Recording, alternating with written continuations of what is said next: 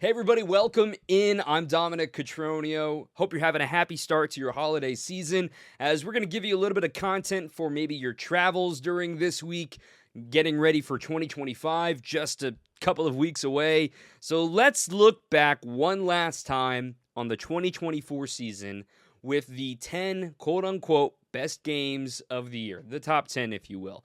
This is 100% up to me, and if you have an exception to it, you can take it up with me, and we can talk it out. This is 100% arbitrary. There is no award for this. There is no sort of requirement to do this. This is just something I enjoy doing, putting together the highlights of the season, combing through it. There was some feedback I got from folks close to the program of just like, what do you think about this spot ahead of this spot, or this game ahead of this game? Am I putting too much value on this versus that? Whatever it may be. But nonetheless, I don't want to bury the lead here at the top of the show. I just want to go ahead and give you the list of the 10 games that we are going to relive on this episode of Brewers Weekly. If you want the honorable mentions, those were in yesterday's Brewers Weekly, and that's right here on the YouTube page or on the podcast feed, wherever you may be listening. We got a highlight from each of those honorable mention games. So if you don't hear a game that you thought was going to be on this top 10 list, it's probably in the honorable mentions from yesterday. Let's go ahead and jump into what the final list is for the top 10 games, in my eyes, of the 2024 season. Number 10, May 27th against the Chicago Cubs, a.k.a. Craig Counsell's return. Number 9, August 14th against the Dodgers, the tight game that the Brewers won their first against L.A. in the 4-game series at home. You may recall Devin Williams in that game. Number 8, April 26th, at home against the New York Yankees, the Joey Ortiz game. July 21st, this is number 7, at Minnesota. Chourio, Rhys, and Haas all go yard in a slugfest to sweep the border battle. Number 6, May 11th against the St. Louis Cardinals, the Rhys Hoskins go-ahead home run. Number 5, at Kansas City on May 7th, Willy go-ahead 3-run home run with 2 outs in the 9th inning. Number 4, September 18th at home against the Phillies, the day that the Brewers clinch the Central once again, and of course Jake Bauers with the walk-off. Number 3, August 15th against the LA Dodgers. Chourio had a great game, an 8th inning comeback to split the series. Number 2, September 22nd against the Arizona Diamondbacks, the comeback. And finally, number 1, no drama here, October 2nd, Game 2 of the National League Wild Card Series, the 2-homer game from Chourio, the go-ahead homer from Garrett Mitchell. I didn't want to prolong this and make you guessing, because I think the top 3 are pretty obvious to this point in the countdown. So the middle part was hard to figure out, hard to parse through. But the way that we're going to make this entertaining and try to bring you back in, we have some exclusive audio that is captured throughout the year, whether it be post-game interviews or Pat Murphy interviews, whatever it may be. That'll be sprinkled throughout here. You'll hear plenty of Bob Uecker, plenty of Jeff Levering, Lane Grindle, Josh Maurer, even some Brian Anderson and Bill Schroeder and Vinny Rottino and Tim Dillard sprinkled in here as well. But I just wanted to bring it all together and have one spot that we can sit back and say, yep, these were the top 10 games of the year, and you can skip around. All the timestamps are in the show notes or in the description below if you're watching on YouTube, and let's have some fun with it. But there are some categories that are going to be in every single game that we talk about. I'm going to start every game with a prologue, basically a little soliloquy about what's going on with the Brewers at this time, what is the stakes of this game, why is this game present on the countdown. Next, we'll do a time capsule. Very hyper-specific game notes type stuff about the Brewers' performance at this point, who's hot, who's not, that sort of thing. We'll get into the highlight recap, where we'll play some of the best audio that you want to hear from these games. We'll have 3 things or more that you forgot from the game after the recap. We'll have an obvious and underrated hero segment. And finally, we will end every game with no context, 5 words or less. That is our game plan to name all of these games from the 2024 season as the top 10 of the season. So without further ado, let's jump into it. Let's start things off back at Memorial Day, May 27th, the Monday holiday to begin the summer here in the Midwest, and a date that was circled all offseason long. Craig Counsell's first game as a visiting manager at American Family Field. So a holiday, crowds, tailgate was packed, and we all speculated about how much booing Craig Counsell would get. Brewers fans made their intentions very, very clear when the Brewers scoreboard team attempted to show a brief tribute video before the starting lineups. It did not go well.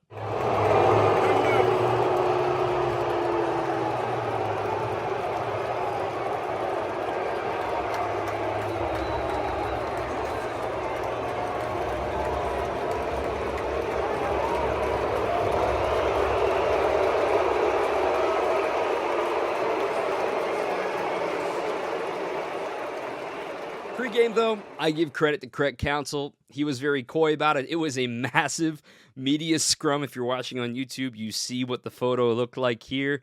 Craig knew what was coming. He just wanted everybody to have a good time. Look, I mean, cheer, boo, whatever, man. Just have a good time at the game. You know, that's what fans get to do. So that's just have a good time. It's Memorial Day. You don't have to go to work today. Let's all have a good time. So let's move to the time capsule now from this game. It was a great pitching matchup, a pair of lefties, Justin Steele for the Cubs, Robert Gasser for the Brewers, making only his third start ever. And to no surprise, there was adrenaline for Gasser. He was averaging 94 miles an hour on his fastball, his fastest of the season. Granted, he would only make one more start the rest of the year after this crazy game. Another capsule of this game is the Brewers' struggles against lefties. That's been well documented, and specifically against Cubs starters to this point in the year, and even furthermore to Justin Steele. So the Brewers decided to put William Contreras in the leadoff spot, with Turang having been in the leadoff spot for 2 weeks at this point in the season, but the left-on-left fears were still there for Turang. Also, Jake Bauers still started this game because Rhys Hoskins was on the injured list with his hamstring strain. He wouldn't be activated until right before the Brewers went to Philly, literally 1 week from this day. Brewers and Cubs were the only two teams above 500 in the division, but the Cubs took advantage in the first weekend matchup earlier in May, taking 2 of 3 down at Wrigley. Also, Jackson Chourio, who will be a theme throughout this entire countdown, had a 587 OPS. I will say that again. On May 27th, Jackson Chourio had a 587 OPS to this point in the season. He had not played in the last 2 games of the previous series in Boston over the weekend. He returned to the lineup on this day against the lefty Justin Steele.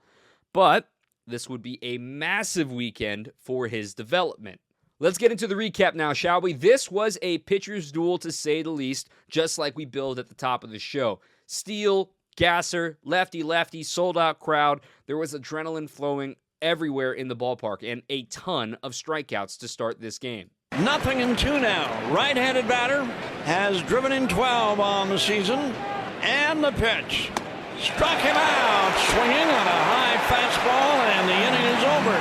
Bob Uecker on the call. Gasser would gather a few more. Got some help from his defense as well. Took 3 out of 4 from St. Louis. Gasser delivers this one, lined and caught.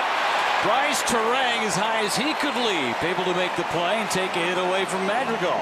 Nice play by Bryce Turang. Lost out on the Gold Glove to Nico Hoerner at second base. Might be Bryce Turang's this year to lose. He's had a heck of a season defensively. This game was scoreless early. Not much was happening. The good defense there from Gasser.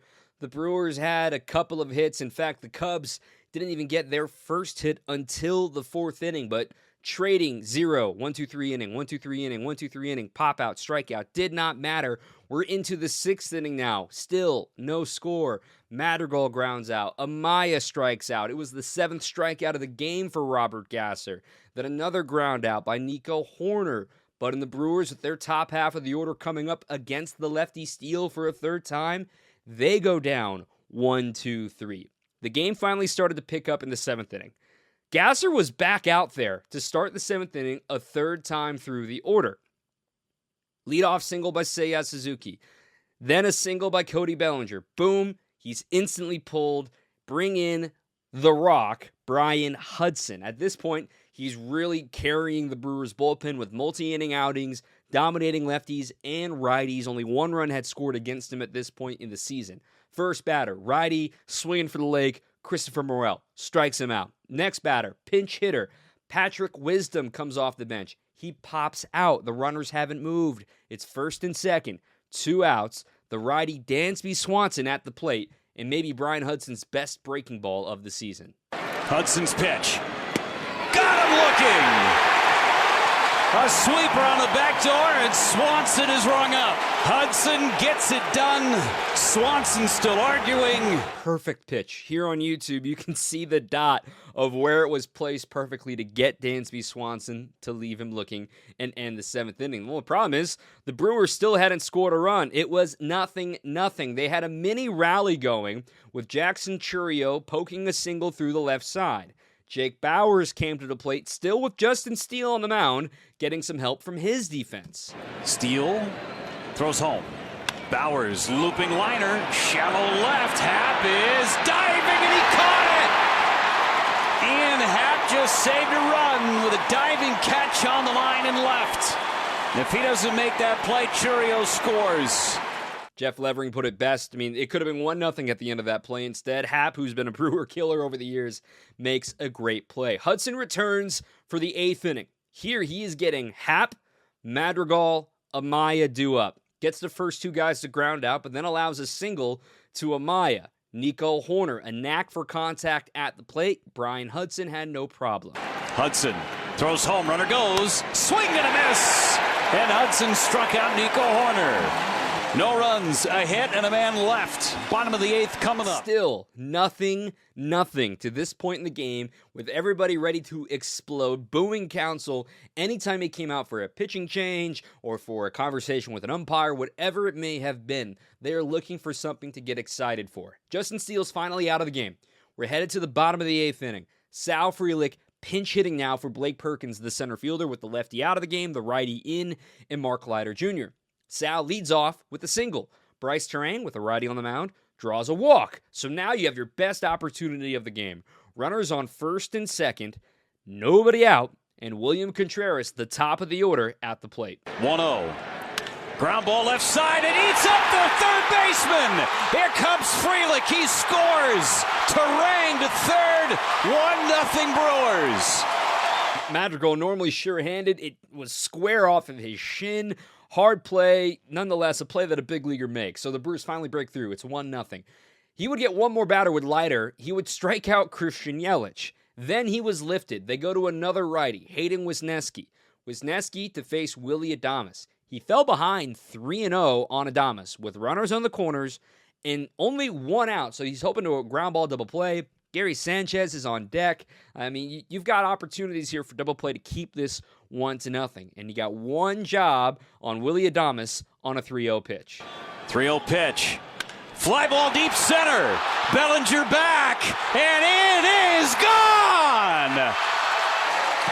Home run number 8 for Willy Adames.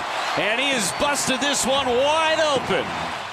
3-0 pitch. I mean, green light all day, or hey, listen, this seems like a good 3-0 green light. No, they gave me that comfort, that that confidence there in 3-0, and I don't really like to swing 3-0, but I think that was a like a right situation, guy on third, 1 out, and I feel like even if we put the ball in the outfield, it was going to be a run. So I think it was a great opportunity for us to to do some damage there, and I'm happy with their results. They would add an RBI double as well from the bat of Jackson Chourio later in the frame.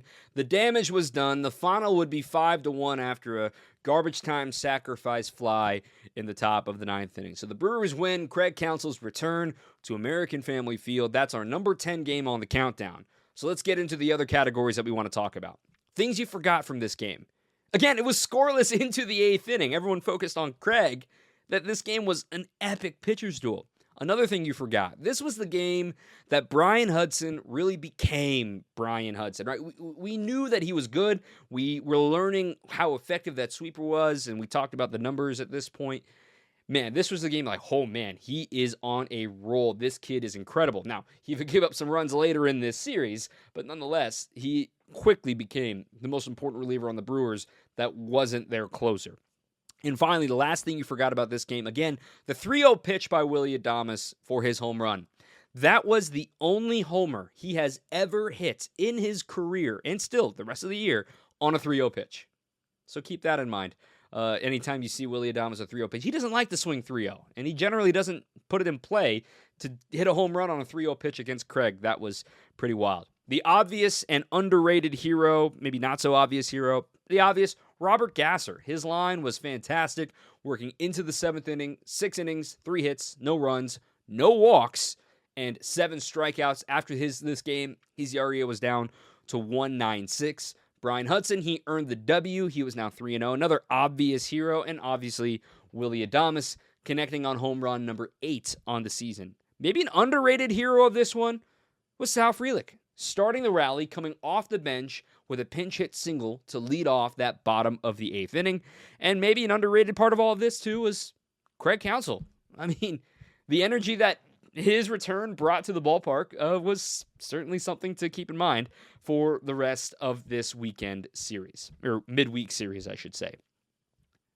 Now, no context in 5 words or less, proving it to your ex. That is our number 10 game on the countdown. Let's get into number 9 next. We fast forward to August with the Big Bad Dodgers in town.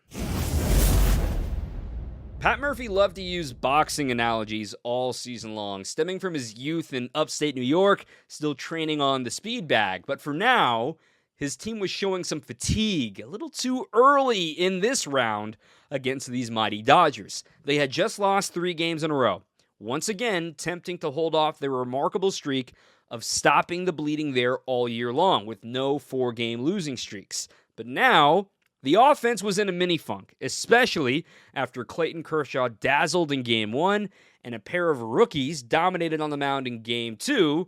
LA lined up Walker Buehler for its 3rd game of 4. The Brewers countered with Frankie Montas, his first home start since he was acquired via trade. Pre-game, Pat Murphy delivered another sermon from the book of Undaunted. There's periods of the season where certain guys are lacking confidence. There's periods of the season when certain guys might be divided in their attention. And when you couple those, and there's more than 2 or 3 doing that, and then you face a really good team, it can magnify things into something that's really not there. And even those players, even players around it and coaches, you can start thinking that way, like, we got to do this, we got to change this, that's the danger of, lack of experience, or that's the danger of having a 6-month season, and if you get too emotional about it, you can't take away what these guys have done. You can't take away what these guys have done. Incredibly, they've been in almost every single game. Every bit of adversity. There's no team in the league, you can match it up. There's no team in the league that has faced the adversity, and it's going to be a good thing for us because they're going to come out on the other end at some point. We're in that phase where there's probably a little divided attention. There's probably a little lack of confidence. There's probably a little bit of looking up. We can't be surprised at that.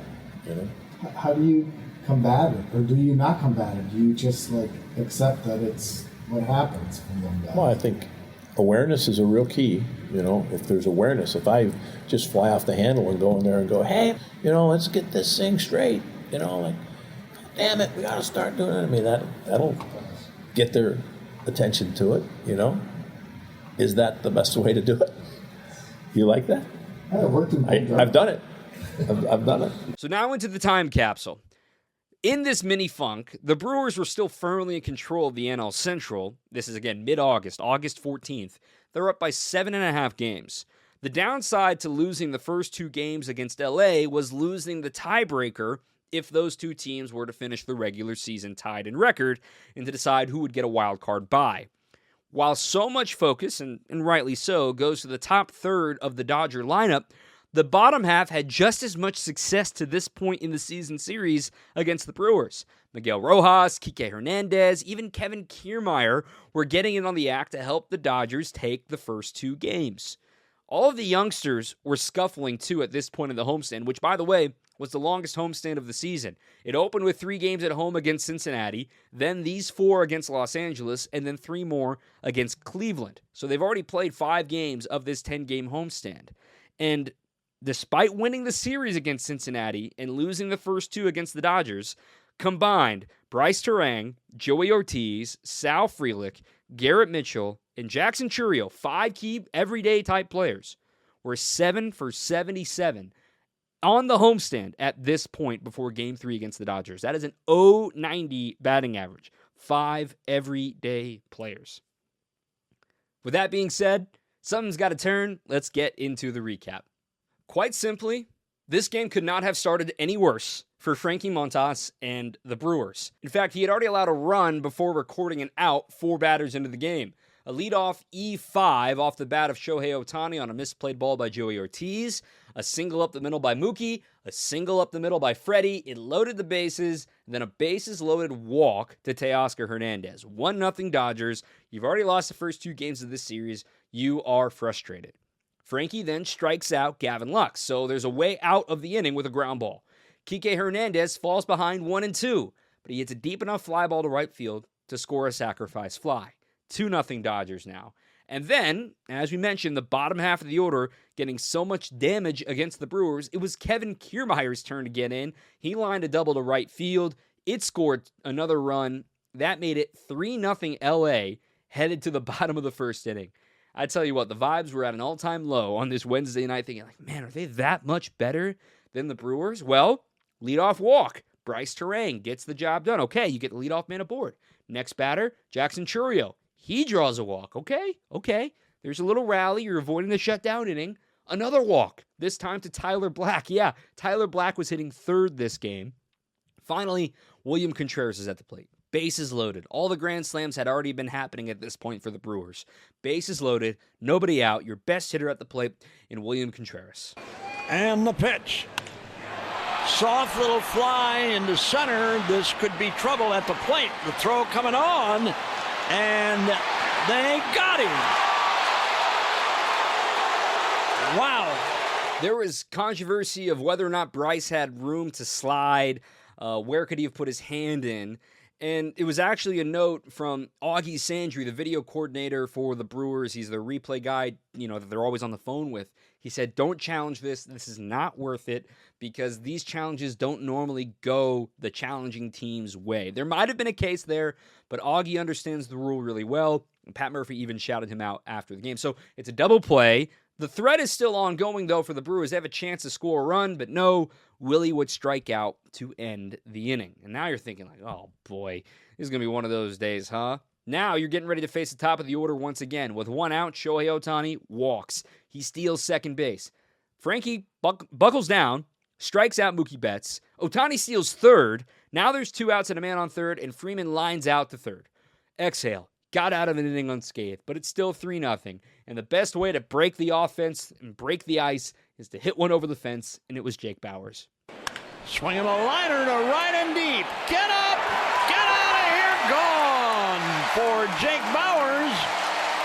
And the Brewers are on the board on a rocket line drive by Bauers. His 10th of the year. It's now 3-1 Dodgers. Okay, you're on the board. You feel like you're in this game once again. Let's see if you can sustain some offense, right? Garrett would strike out. Sal would then hit an infield single on a tough play by Nick Ahmed. Joey Ortiz grounded out, but Sal got to second. So 2 outs, man on second. Bryce Terang coming up as the top of the order again. Buehler deals. Terang sends one to center and deep. Get up on the wall. It's off the wall. He's going to have at least a 3-bagger. Into third he goes with a run-scoring triple. And it's a 3-2 game now. That came on an 0-2 pitch, mind you, as well for Terang. They weren't done in the inning on a 2-2 pitch to Jackson Chourio. Walker coming back. Broken bat, fair ball down the line. Throw to first, going to be late, and the run scores, and this game is tied. Boom, tie game, 3-3. You are right back in this, showing what you're made of. then the pitchers would take over from there. Frankie Montas would actually continue to pitch well enough to get into a third time through the order. He faced the top of the order, Shohei retiring him in the fourth inning. The Brewers would actually get a run on an error in the bottom of the fourth inning. Kike Hernandez with the infield in was really playing over toward the shortstop hole, had the ball go right under his glove. It scored the go-ahead run at the time, 4-3 Brewers. So Frankie comes back out for the fifth inning, needs the shutdown inning against the meat of the order. He gets Mookie Betts to strike out, but he allows a single to Freddie, strikes out Teoscar Hernandez, so with 2 outs, Gavin Lux comes up. He lines a double into left field that wasn't able to score Freddie Freeman from first. So second and third, 2 outs. He gets Kike to fly out and end the day. Frankie gets through 5 innings after a disastrous first inning, which he allowed 3 runs, including one before allowing a run. So he did his job to get through 5. We fast forward now to the 7th inning. Brewers are into their bullpen. Jared Koenig gets the tough assignment, top of the order. Shohei, Mookie, Freddie. Strikes out Shohei, but then allows back-to-back singles to Betts and to Freddie. Teoscar Hernandez strikes out, so you have a chance to get out of the frame. Men on the corners, 2 outs. Righty pinch hitter Miguel Rojas comes up. 0-1 the count. Koenig deals. Line drive right center base hit. Game tied. Freddie Freeman's going to end up at third base as Miguel Rojas comes up with a pinch hit RBI single. 4-4 is the score. Again, the bottom half of the order, the guys you don't think of getting it done against the Brewers. It's now 4-4. As we head to the bottom of the 7th inning, Brent Honeywell Jr. is still on the mound at this point. He was trying to give some length work here for the bullpen, save the Dodger pen at this point. But a leadoff hit by pitch to Joey Ortiz, a bunt sacrifice by Terang moved him to second base. Then Chourio gets it done by putting the ball in play, and some good luck happens on the other side. Phillips deals. Line drive, shallow right, sinking fast, base hit. Betts drops the baseball. Here comes Ortiz. The Brewers have the lead. So the Brewers take the lead. It's now 5-4 Brewers. Heading to the 8th inning, Yoel Payamps gets through a 1-2-3 8th, and then they hand the ball to Devin Williams, still fresh off the injured list at this point. Not many saves to his ledger at this point in the season. And his assignment, number 1, number 2, number 3 in the order. Ohtani, Betts, Freeman. The pay window bouncer hit to Terang, and this one is over. How about that? Devin Williams, the heat of the night, top 3 in the Dodger order, and he retires the side in order. He retired the side in order, and the Brewers win. What a win. Jake Bauers offered thoughts. Yeah, no doubt. And I mean, I can't say enough about what Frankie Montas did tonight. That's not easy, going out, giving up 3 in the first, and then, coming back, throwing 4 shutty, keeping us in the game.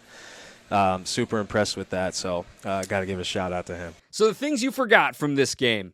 The error by Mookie there in the 7th inning that helped Ortiz score. I wasn't sure if he was going to definitely score or not. That was his first error of the season in the outfield.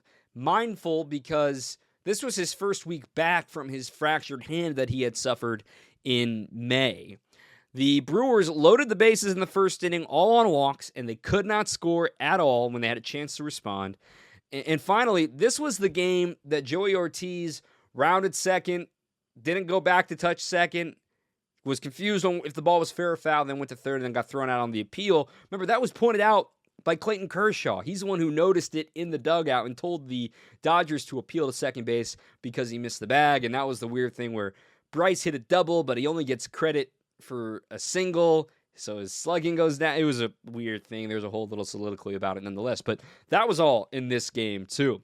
The obvious hero is Jackson Chourio, putting the ball in play to get the Brewers ahead to make it a 5-4 win. Bryce Terang was on base a ton at this point. This is kind of a harbinger for things to come for Bryce of how much he was continuing to get on base. He got a walk. He had that big triple to dead center field. He was really performing well at the leadoff spot toward the later stages of the season. And then Devin Williams, what he did in the top of the 9th inning against LA's best. Underrated hero, mentioned it a second ago, Frankie Montas. After the way this game started, being down 3-0 in the first and then having to get out of trouble again in the second inning, that was huge. Absolutely huge for him to get through 5 innings with the bullpen being used as much as it was at this point in this series. Finally, no context, 5 words or less about game number 9 on our countdown.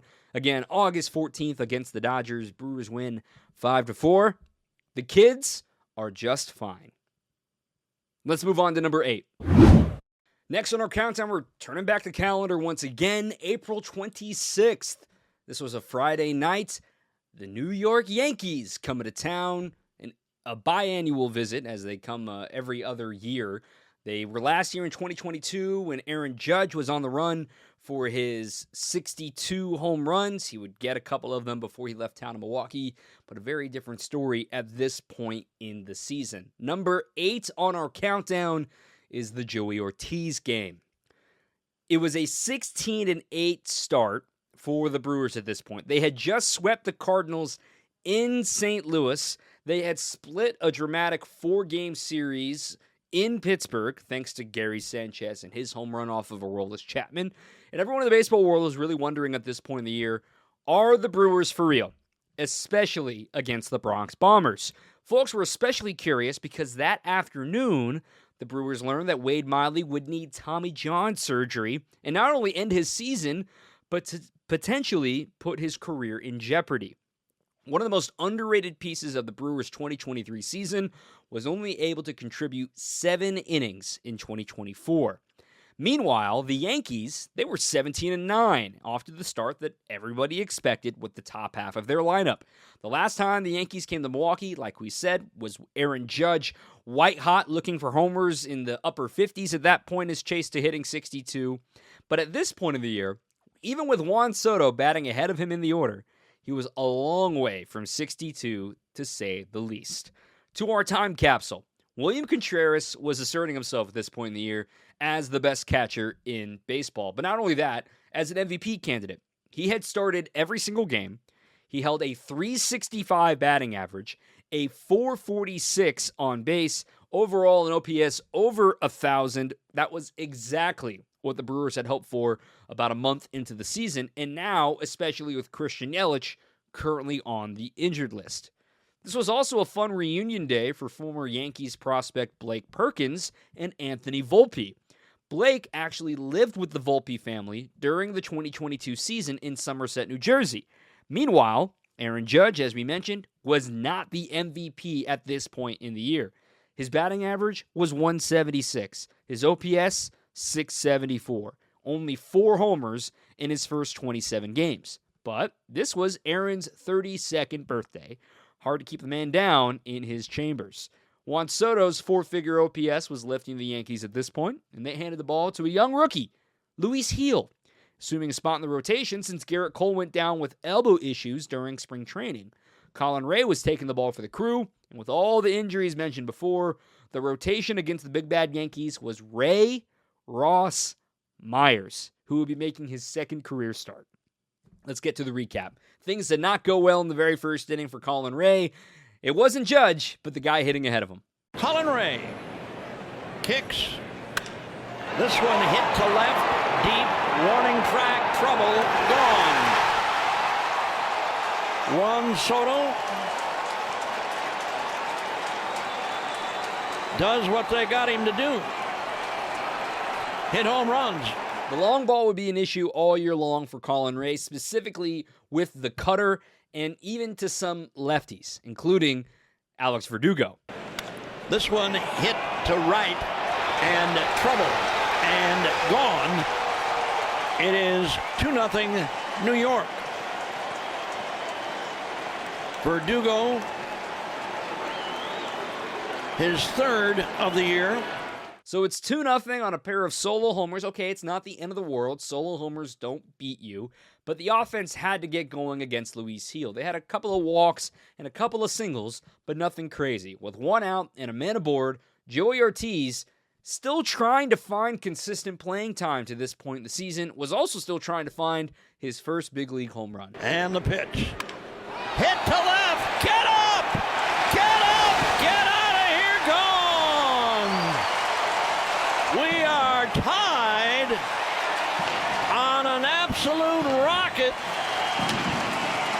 out of here by Joey Ortiz. Oh, no doubt about that, baby. What a moment. Congratulations to Joey. He gets the monkey off his back while wearing a mustache. More on that in a moment. In the third inning, now with the tied game 2-2, the guy we talked about a moment ago, Blake Perkins. He's at the plate, and an unlikely hero to give the Brewers the lead. Heel out of the stretch on the third base side of the rubber, the 2-1. High drive, deep right field. Back goes Soto at the track. Gone! Blake Perkins gives the Brewers a 4-2 lead here in the third. This is when Blake was playing fantastic at this point. When Yelich was injured, Perkins was playing everyday center. They didn't have Garrett. Chourio was playing left. Frelick was center, right field, depending on the day. And you're thinking, okay, Blake Perkins putting together a great start to his season. 4-2 Brewers here through 3 innings. But the long ball would bite yet again. In the top of the fourth, Trent Grisham barely missed a ball foul. He was out in front of a slider. By 10 feet, it was fouled on the right field line. Later in the at-bat, he got a fastball. And I'm not one to question pitch calling. Maybe Williams saw something or whatever it may have been. But kind of the general rule of thumb is if a guy's early on a breaking ball, you don't throw him a fastball because you're going to get him timed up. And Trent Grisham, as Brewers fans know, when he's timed up, he's pretty hard to beat. And he was on time for this fastball. 2-2 pitch, high drive, deep right field. This one's fair, and this one's gone. 3-run shot, and the Yankees take a 5-4 lead. In the blink of an eye, the Brewers were now trailing. It's 5-4, and the Brewers' offense was really cold for the rest of this game. Hoskins wasn't really getting going yet at this point in the year. There was a stolen base from Bryce Terang, not much else happening. But in the 6th inning, Joey Ortiz, once again, once they got into the Yankees' bullpen, hit a sacrifice fly off Ron Marinaccio. That made it 5-5 through 6 innings. In the 9th, this game was still 5-5. With 1 out, Alex Verdugo reached on a walk against Brian Hudson. Then, Oswaldo Cabrera was at the plate, but Verdugo decided to break for second. Here it is. Runner goes. Throw to second base. Going to be in time. They got him. With Bryce Terang covering, you can't make it any better than that. Best catcher in baseball, making an appearance known here against the Yankees. Another walk by Hudson, but he would ultimately get out of the inning, getting Jose Trevino to ground out. The Brewers would go down 1-2-3 against Yankees closer at the time, Clay Holmes. 1-2-3 in the bottom of the 9th inning. We go to extras here at American Family Field. Giancarlo Stanton did not start this game, but he came off the bench when the lefty Jared Koenig came into the contest. Koenig set at the belt and the pitch. Lined into left field. That is going to get down and get past Weimer all the way to the wall. Trevino around third. He will score. Stanton on his way to second. And he slides in there with an RBI double. And the Yankees take a 6-5 lead. So Stanton's double makes it a 1-run lead. But the good news for the Brewers is that Koenig would stop the bleeding there. Volpe would strike out. Soto would fly out. They would intentionally walk Aaron Judge to pitch to Anthony Rizzo, and he would ground out. So only 1 run needed. You've got the placed runner on second base. For the Brewers, they kept William Contreras there at second base. And on the first pitch of the inning, Michael Tonkin on the mound, not Clay Holmes, threw a pass ball. This was a subject after the game. Why didn't you keep Clay Holmes on the mound, Aaron Boone, for the chance to get the win now in the bottom of the 10th inning? Generally, you keep your closer, you save your closer on the road for these scenarios or have him go out for another inning. They instead go to the journeyman Michael Tonkin. He throws a pass ball promptly that gets by Trevino, and then Willy Adames cashes in. 3-1. Lined into center field for a base hit. We are tied. Contreras trots home. An RBI single for Adames. And it's a 6-6 ball game here in Milwaukee. The Brewers couldn't add anything else, though, there in that 10th inning. We go to the 11th. Koenig back on the mound. First batter, Gleyber Torres. He flies out. It moves pinch runner, old friend Jahmai Jones over to third. 1 out. Infield in. Alex Verdugo, the batter, and some glove work and some PFPs. Chopper into the glove of Koenig. Throws home. Contreras supplies the tag on Jones. Wow! The big guy, Jared Koenig, fielding the position on the comebacker, made a great throw home to Contreras, and Jones had no shot. So Koenig would ultimately get out of the inning. All the Brewers got to do is get a base hit, and this game could be over. After Turang flied out in the bottom of the 11th inning, that moved pinch runner Owen Miller to third base. Joey Ortiz was at the plate once again. 1-1. Line past Jahmai Jones and into left field for a base hit. Miller trots home, and Joey Ortiz, with his 4th RBI of the night, has walked off New York. In game 1 of this series, the Brewers win it 7-6 in 11 here tonight. It was his night, a 4 RBI night, career night, top to bottom. He talked to Lane Grindle after the game. Honestly, no. I'm still floating a little bit. Understandable. Have you ended up with Adames' jersey for your interview after the game too? Yeah, my jersey got ripped, so Willy was able to give me his, and I'm gonna tell him I want to keep that. So there you go. A little extra work for Jason Schauger, but I'm sure he's okay with that considering the circumstances of the night. Let's go back to the home run, and then we'll talk about the walk-off. The road trip wasn't probably the way you wanted it to go, but you hang in there, you keep grinding, and then you get a slider in the second inning, and you got all over that thing. Yeah, the game of baseball is up and down, and it's about coming to the field every day and putting the work in and putting yourself in a position to, succeed at the plate. So today was a new day, and I was able to help the team win. Okay, things you forgot about this contest. Jahmai Jones, we mentioned him, old friend, remember from the Cubs game that he had, the legendary RBI double he had in 2023. He played third base in this game. He's an outfielder. I mean, it was hilarious. He had never played third base in his life. He played third base in the bottom of the 11th inning. Another guy who played defense in this game for the Brewers, Joey Wiemer. He's now a Kansas City Royal as he was traded this past offseason. Other news, Jackson Chourio had a better slugging percentage than Aaron Judge at this point in the year. And neither one of them were very pretty. Just goes to show you can't judge a player just on April. There is so much season to have. Of course, Judge would eventually go on to win AL MVP. Chourio would be third in National League Rookie of the Year voting. And we talked about Clay Holmes not being sent back out there for the bottom of the 10th inning. Obvious hero, Joey Ortiz. I also want to throw in Jared Koenig for what he was able to do, only allowing the place runner to score in the top of the 10th inning against Giancarlo Stanton, the no-run scoring in the top of the 11th. And then an underrated hero was Elvis Peguero, actually got out of a jam earlier in this game. That was with a man on first, nobody out in the top of the 8th inning, having to face Aaron Judge and Anthony Rizzo, and he got Judge to ground into a double play to end the threat, then ultimately struck out Anthony Rizzo. This is when we were still very much believers in Elvis Peguero. I'm still a believer in Elvis Peguero, but his April was pretty solid when coming in to get a ground ball in a right-on-right situation. Things would obviously change for the rest of the season. So the Brewers win this game in walk-off fashion. It was their second walk-off win of the year, their first walk-off hit of the year. Previously, it was William Contreras' walk-off walk. Joey Ortiz, the obvious hero. And this game, no context in 5 words or less. Something's brewing for the crew. Now moving on to number 7. We fast forward to midsummer. Highlight of the year for everybody. It's Hall of Fame weekend. And of course, especially a highlight for the Minnesota Twins. Their own Joe Maurer heading into the Hall of Fame on his first ballot. This was Hall of Fame weekend in Minnesota. Everyone's wearing the patch on the side of their hat. You may remember this was an odd series because of the fact that the Brewers and Twins are technically geographic rivals. So last year, they just played two games head-to-head. They were the home opener for the Brewers in April, and then they were the first team to face the Twins, out of the All-Star break, meaning they only got to play 2 games. So they had an extra day off from the All-Star break.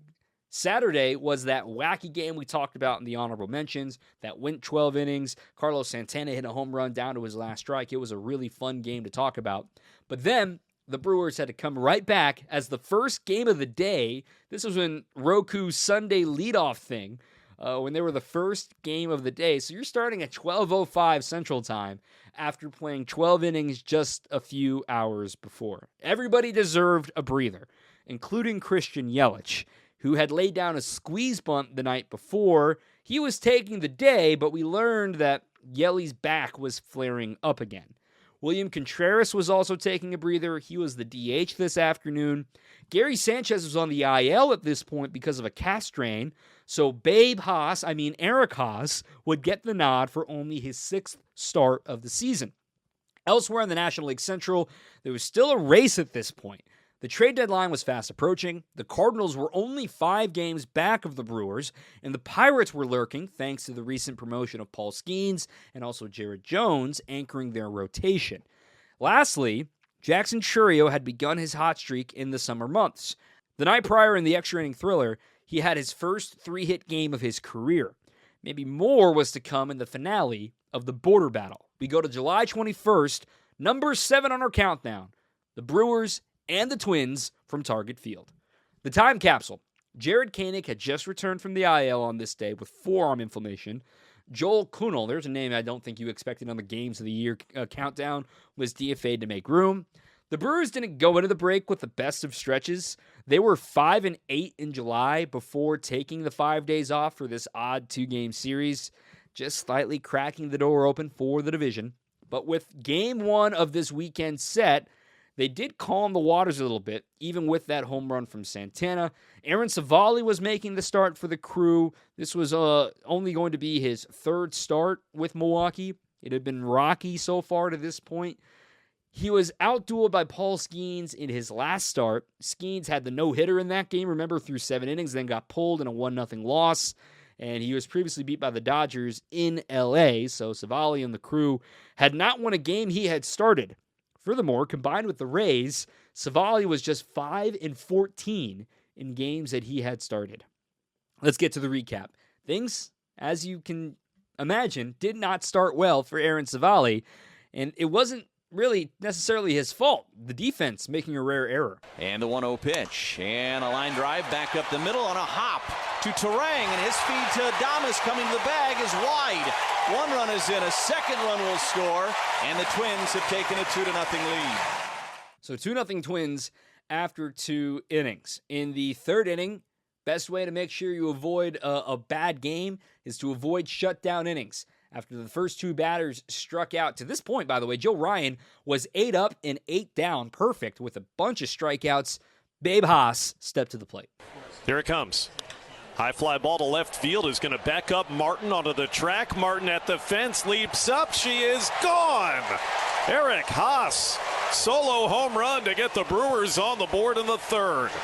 All right, on the board, you're feeling a little bit better about yourself, and you're in the contest. 2-1, Twins at the lead. And the shutdown inning applies. That logic applies to the other team, too. Byron Buxton would go yard. That would make it 3-1 Twins at this point. We fast forward to the 5th inning now.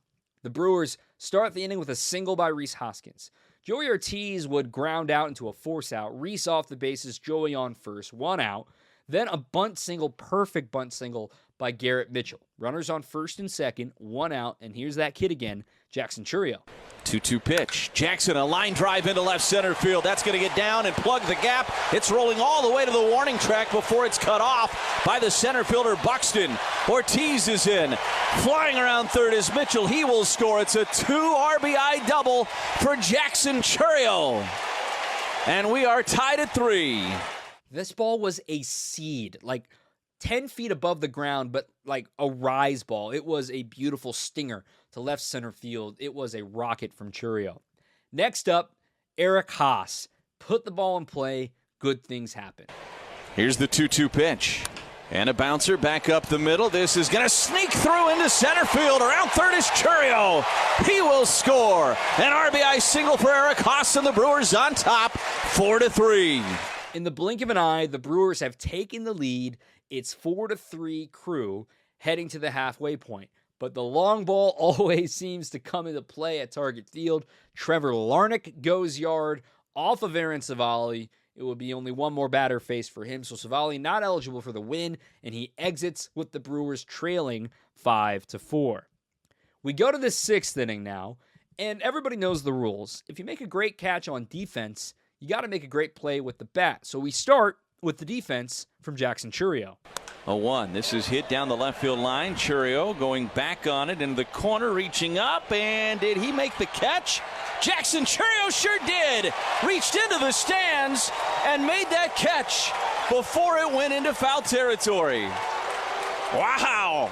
He jumped into the stands, robbed it, pulled it back. It was a great, great moment for Jackson. He led off the top of the 7th inning and hit his longest home run of the year. 1-0.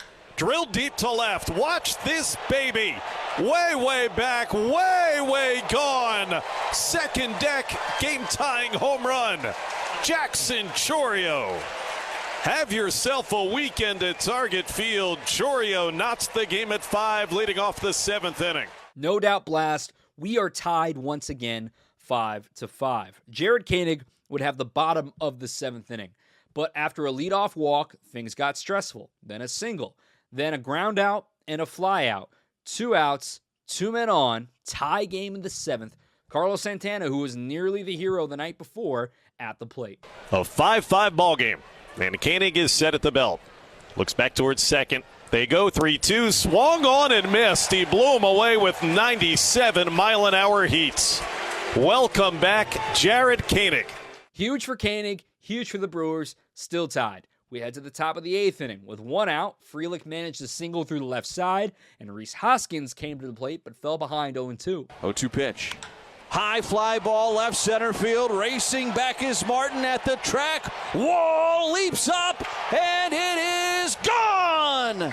Rhys Hoskins, a 2-run shot, and the Brewers lead it 7-5. Boom, 7-5. They have a lead. They're in control. They had the leverage with the bullpen. Elvis Peguero came in for the 8th inning. He struggled. In fact, loaded the bases with nobody out. He got Manny Margot to fly out. He got Willy Castro to strike out. Then it was up to Ryan Jeffers. 1-2. And did he go? They tag him out, and Sean Barber says he went around. He doesn't even ask for help. Elvis Peguero. Bases loaded, nobody out, no problem. A huge strikeout of Ryan Jeffers, and he gets out of the jam with no damage done. Elvis has left the building. He escapes somehow.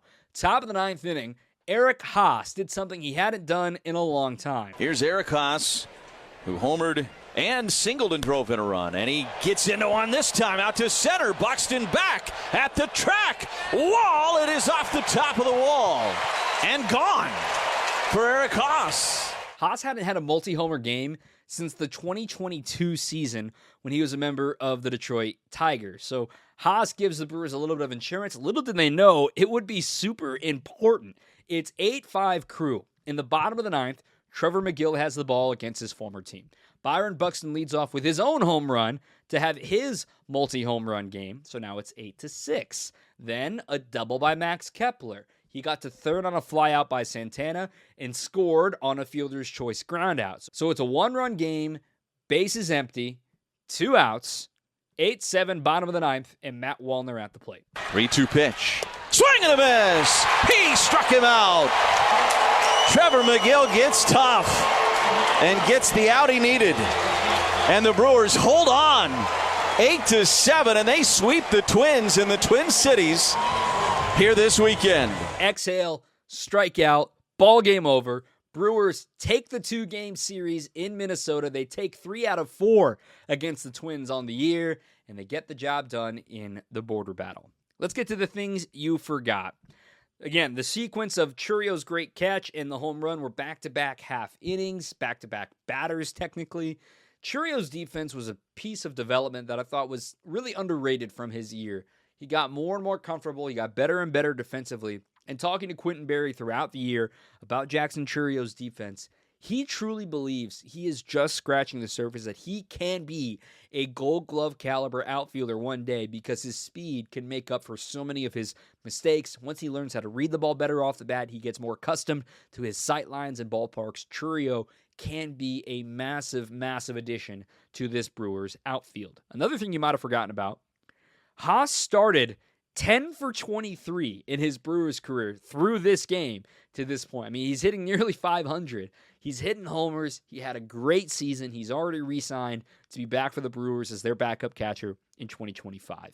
And finally, the other thing you forgot, this would be one of Chourio's last days in the bottom half of the batting order. In this game, he batted 8th. About a week later, he'll be in the top 3 in the order for the rest of the season.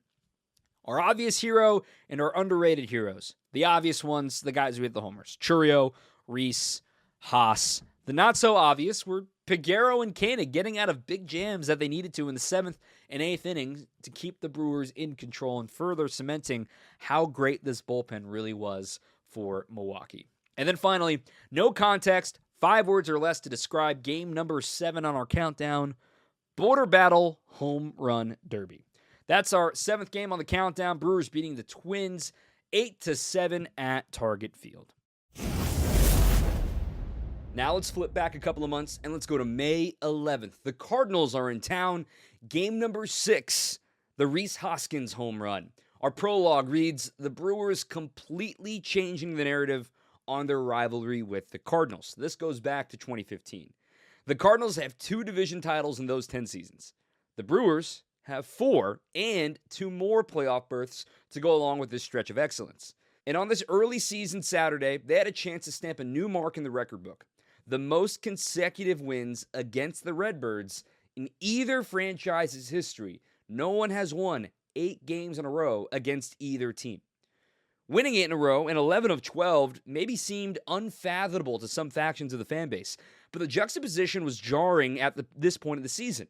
The Brewers were a perfect 5-0 against St. Louis and fresh off of an 11-2 crush the night before, and it was the big league debut of Robert Gasser in that game. The Cardinals' prize of the offseason was their revamped pitching staff, led by Sonny Gray, Kyle Gibson, and reuniting with Lance Lynn. The Brewers were continuing to apply pressure with the front of their staff and using their opening day starter, Freddie Peralta, on this Saturday night on a national television audience on Fox. So the time capsule. Paul Goldschmidt, notable Brewer killer, was in the longest hitless streak of his career at this point, going into the game 0 for his last 28. Again, Paul Goldschmidt, who at the time of recording is still a free agent, 0 for 28 in May at this point in this cold funk that he was in. And you'll hear some highlights of what kind of a funk he truly was in. The crew, they were looking to keep the good times going, as mentioned before, with the dominance, 5-0 at this point over St. Louis. They had swept the series in St. Louis, won the first 2 games of this one here at home. The other anomaly of this schedule, remember, they had 7 games in about a 2.5-week span head-to-head. And then the Brewers weren't going to see the Cardinals again until after the trade deadline. And getting as many wins as he could was very important to just kick them while they're down. This was Freddie Peralta's first start back from suspension. Remember, he was handed down a suspension. He appealed it. He got to pitch in that Cubs game at Wrigley. Then he ultimately accepted the punishment for throwing at Jose Siri in the fracas with Abner Uribe 2 weeks prior. Another note that will come up in this game is the Brewers were comically bad at this point in the season with the bases loaded, despite their great numbers with runners in scoring position among the top 3 in all of baseball.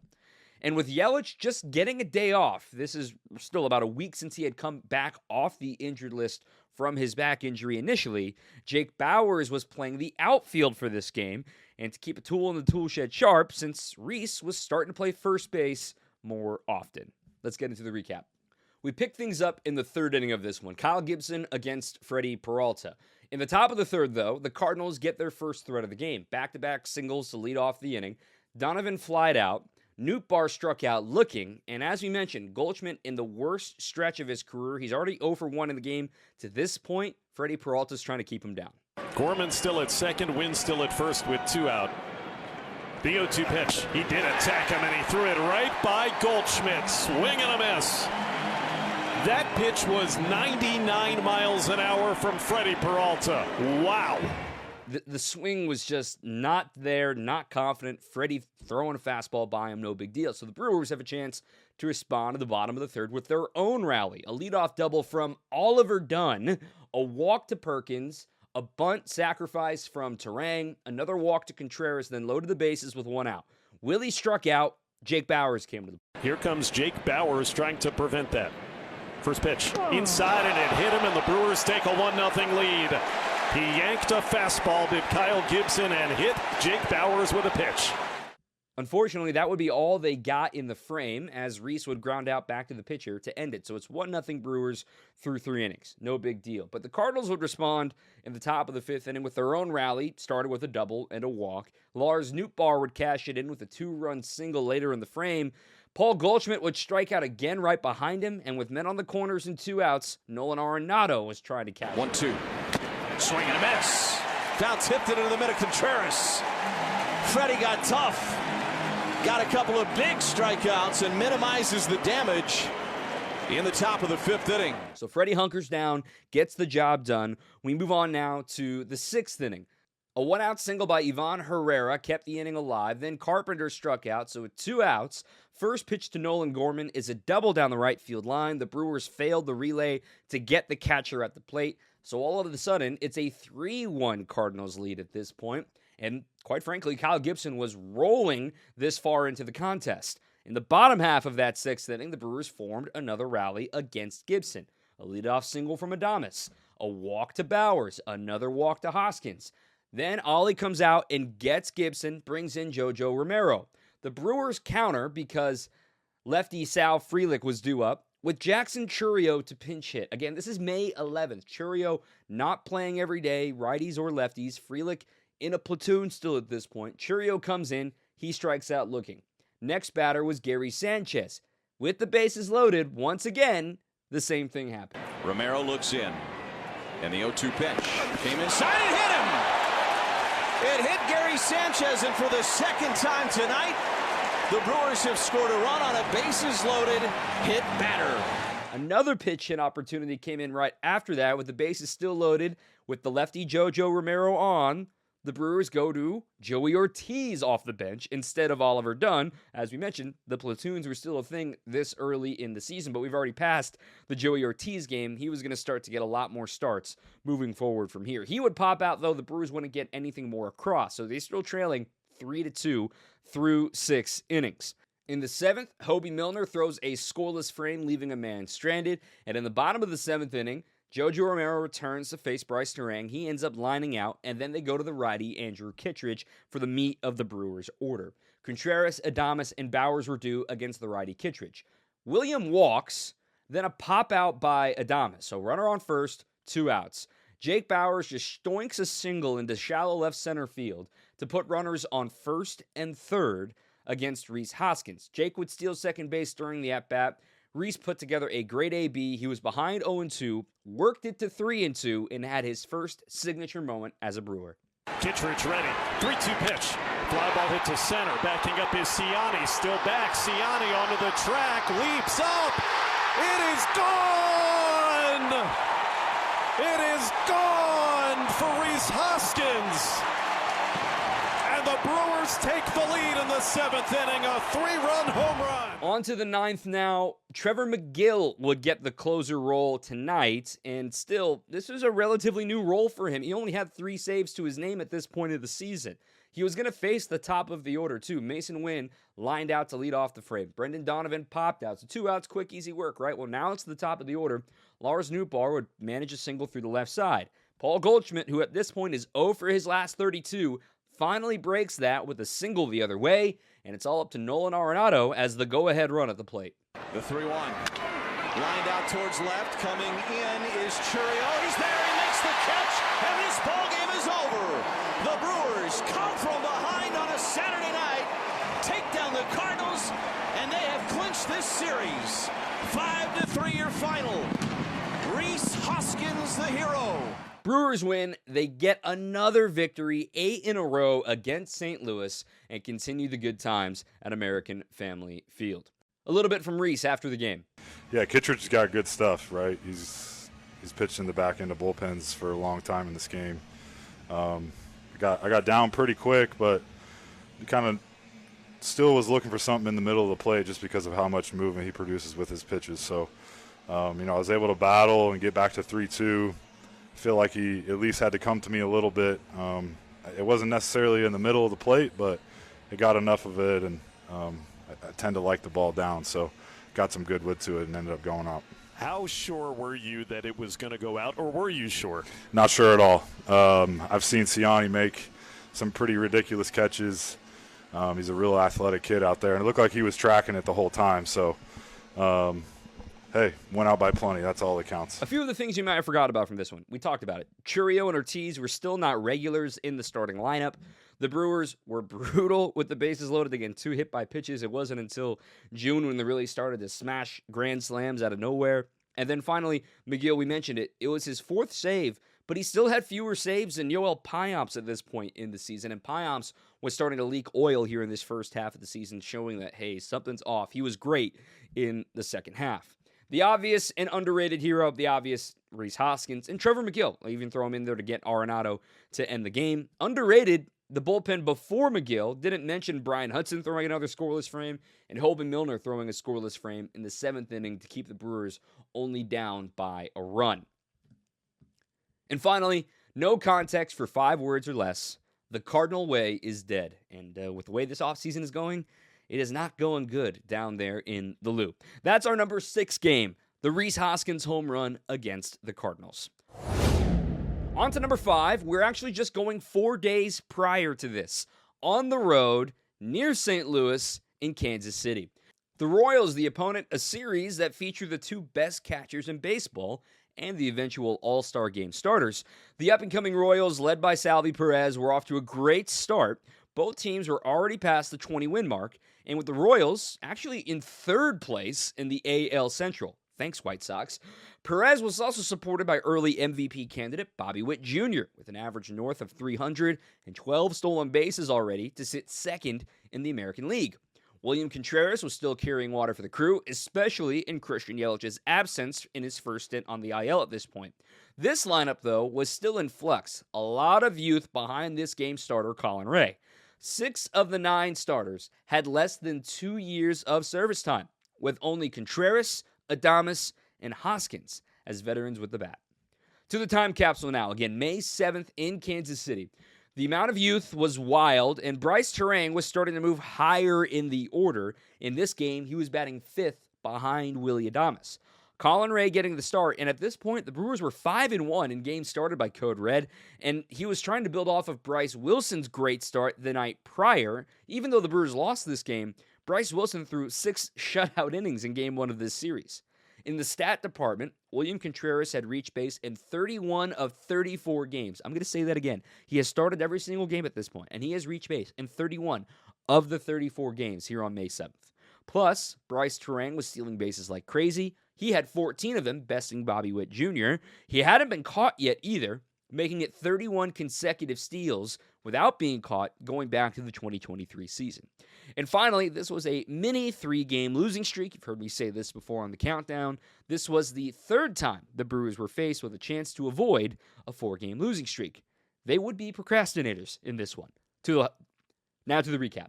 Seth Lugo on the mound here for the Royals, one of the best ERA men in the American League at this point, one of the more underrated moves for Kansas City in their busy offseason. But the Brewers had no problem with that. We picked things up top of the 2nd inning. Rhys Hoskins gets the party started. Lugo brings home the 1-0 pitch. Hoskins a drive out to center field. Back on it is Isbell at the track. Wall, bye-bye baseball. Rhys Hoskins takes Lugo deep. And the Brewers on top 1-0 here in the 2nd inning.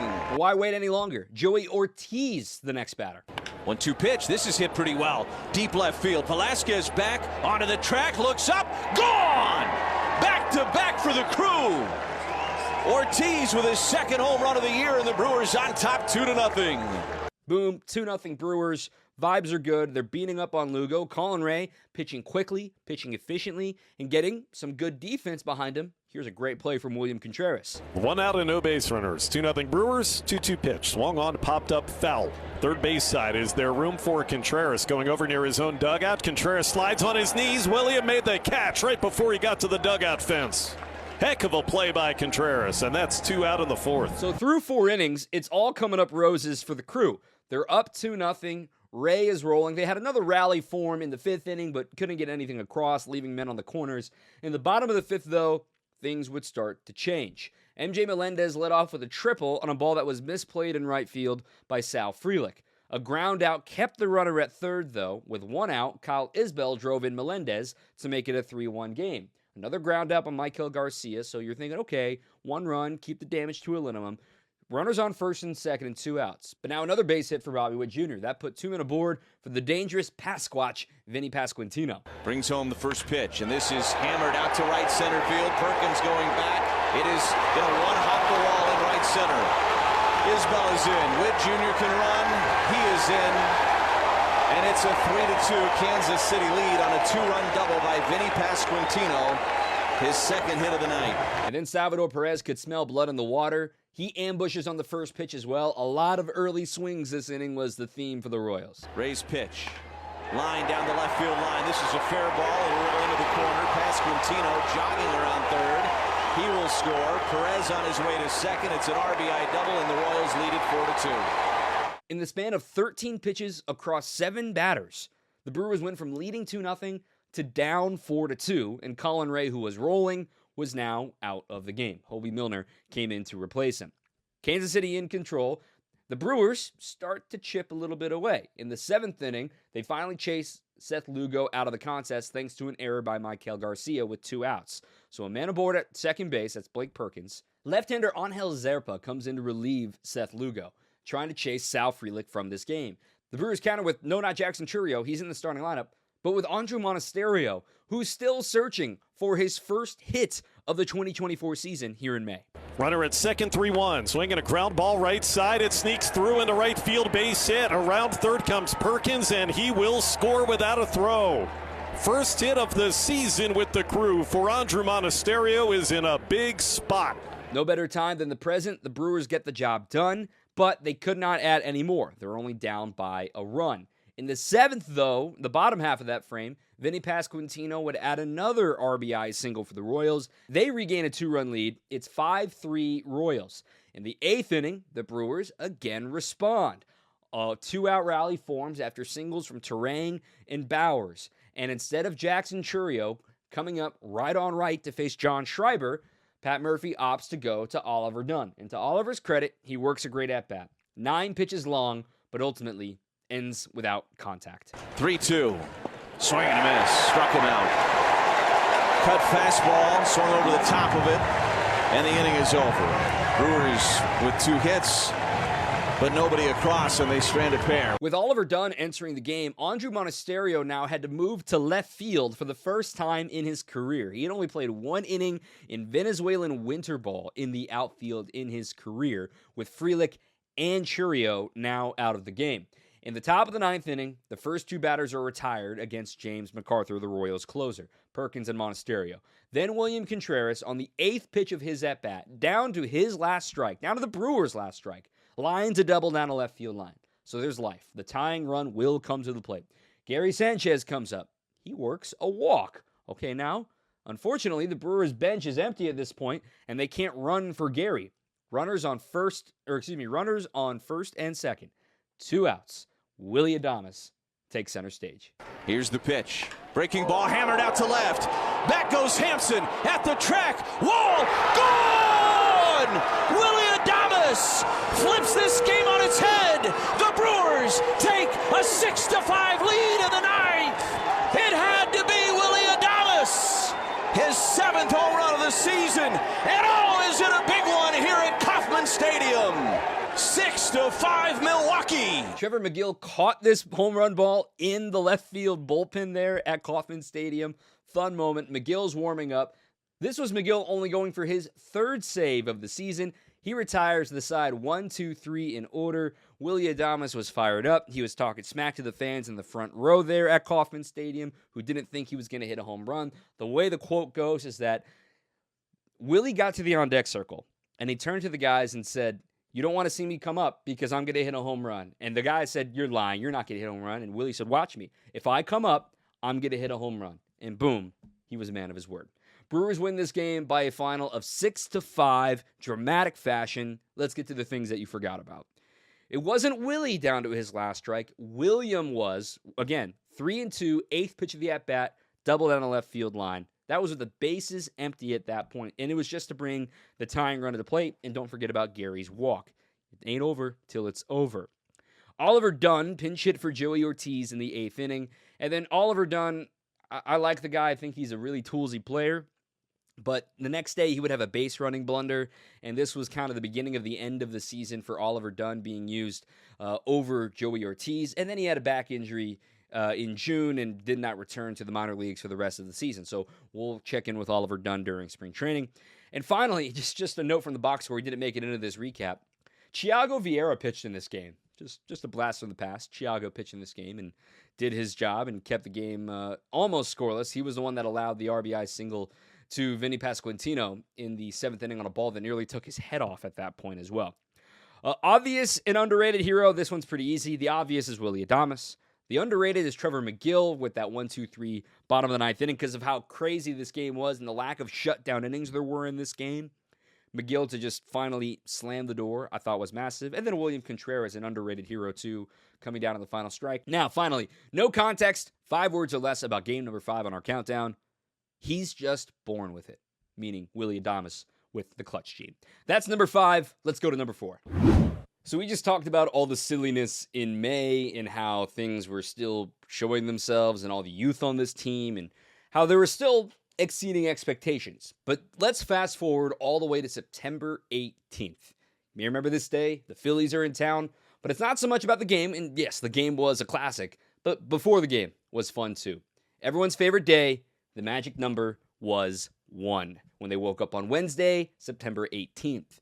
The oddity was that while the Brewers series was ending with a Wednesday night game, the Cubs down at Wrigley were playing a series-ending day game with the Oakland A's, meaning a win by the A's, which would also claim a series for them, would clinch the Central for the Brewers without lifting a finger. The Green and Gold held up their end of the bargain that afternoon with a 5-3 come-from-behind victory over the Cubs. The clubhouse was open to the media when that game went final, but the players all ran to the weight room to watch the final outs together, where the media is not allowed, like schmoes like me. When they reemerged, a few leaders took to the podium to offer their thoughts on the Brewers heading to the postseason yet again, with Rhys Hoskins and Christian Yelich. Yeah, I mean, I think it's kind of what we've built here, and it doesn't happen. It doesn't happen overnight. It doesn't take 1 year or 2 years for that to become, your identity as an organization, as a team. It takes a lot of talented people. It takes a lot of the right people. It takes a lot of consistency from ownership on down throughout the organization.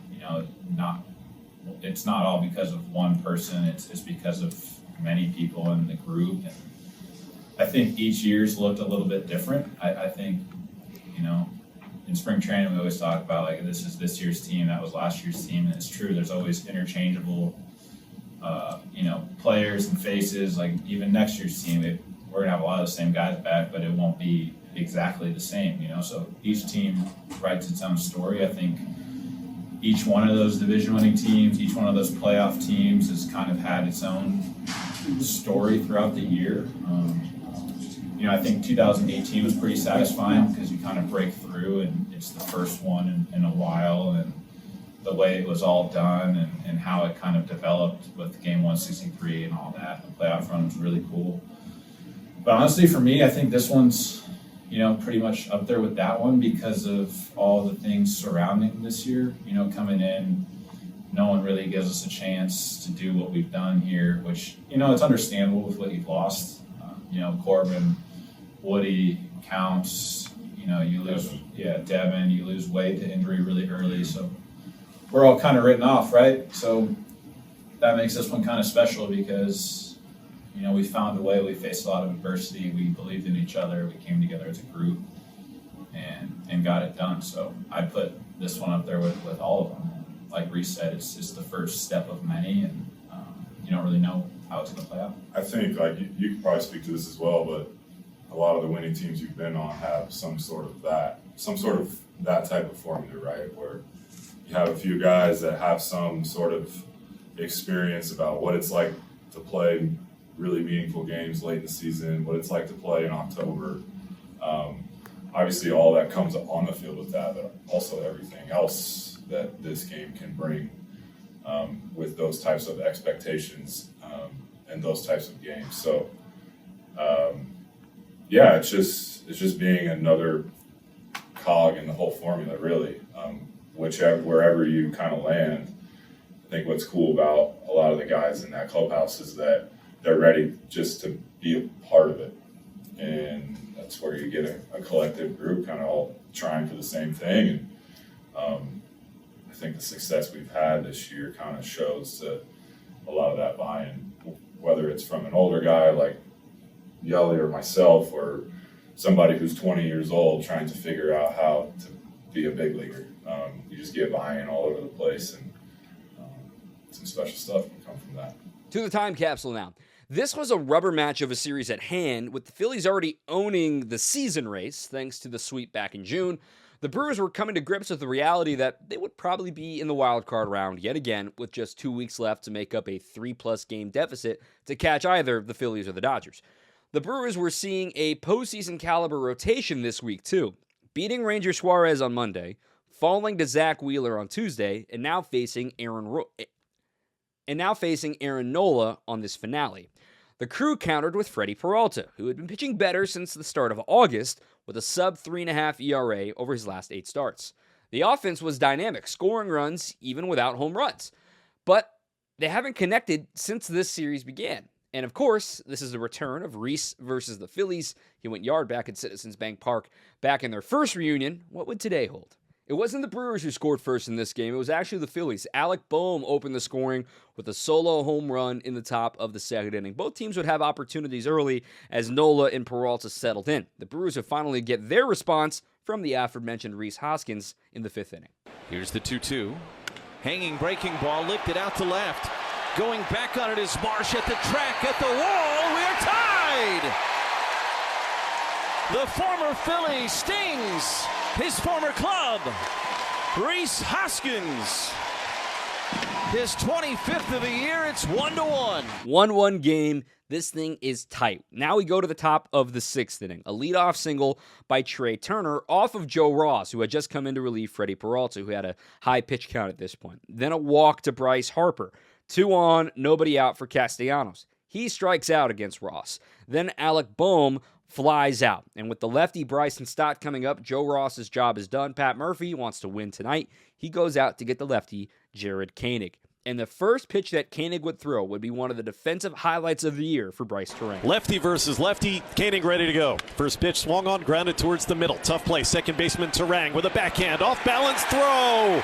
Got him at first, what a play.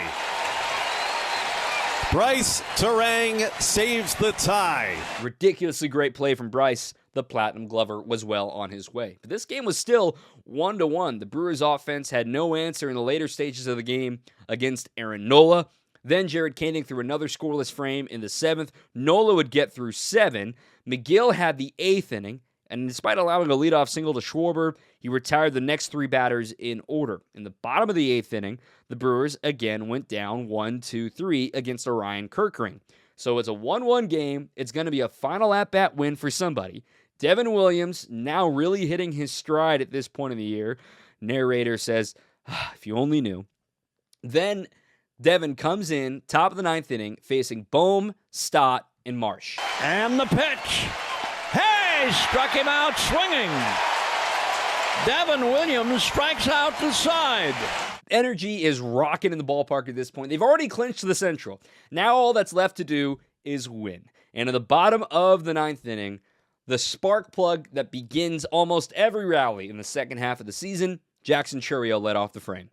And the right-hander deals again. This one is hit to right in the corner. It is a fair ball.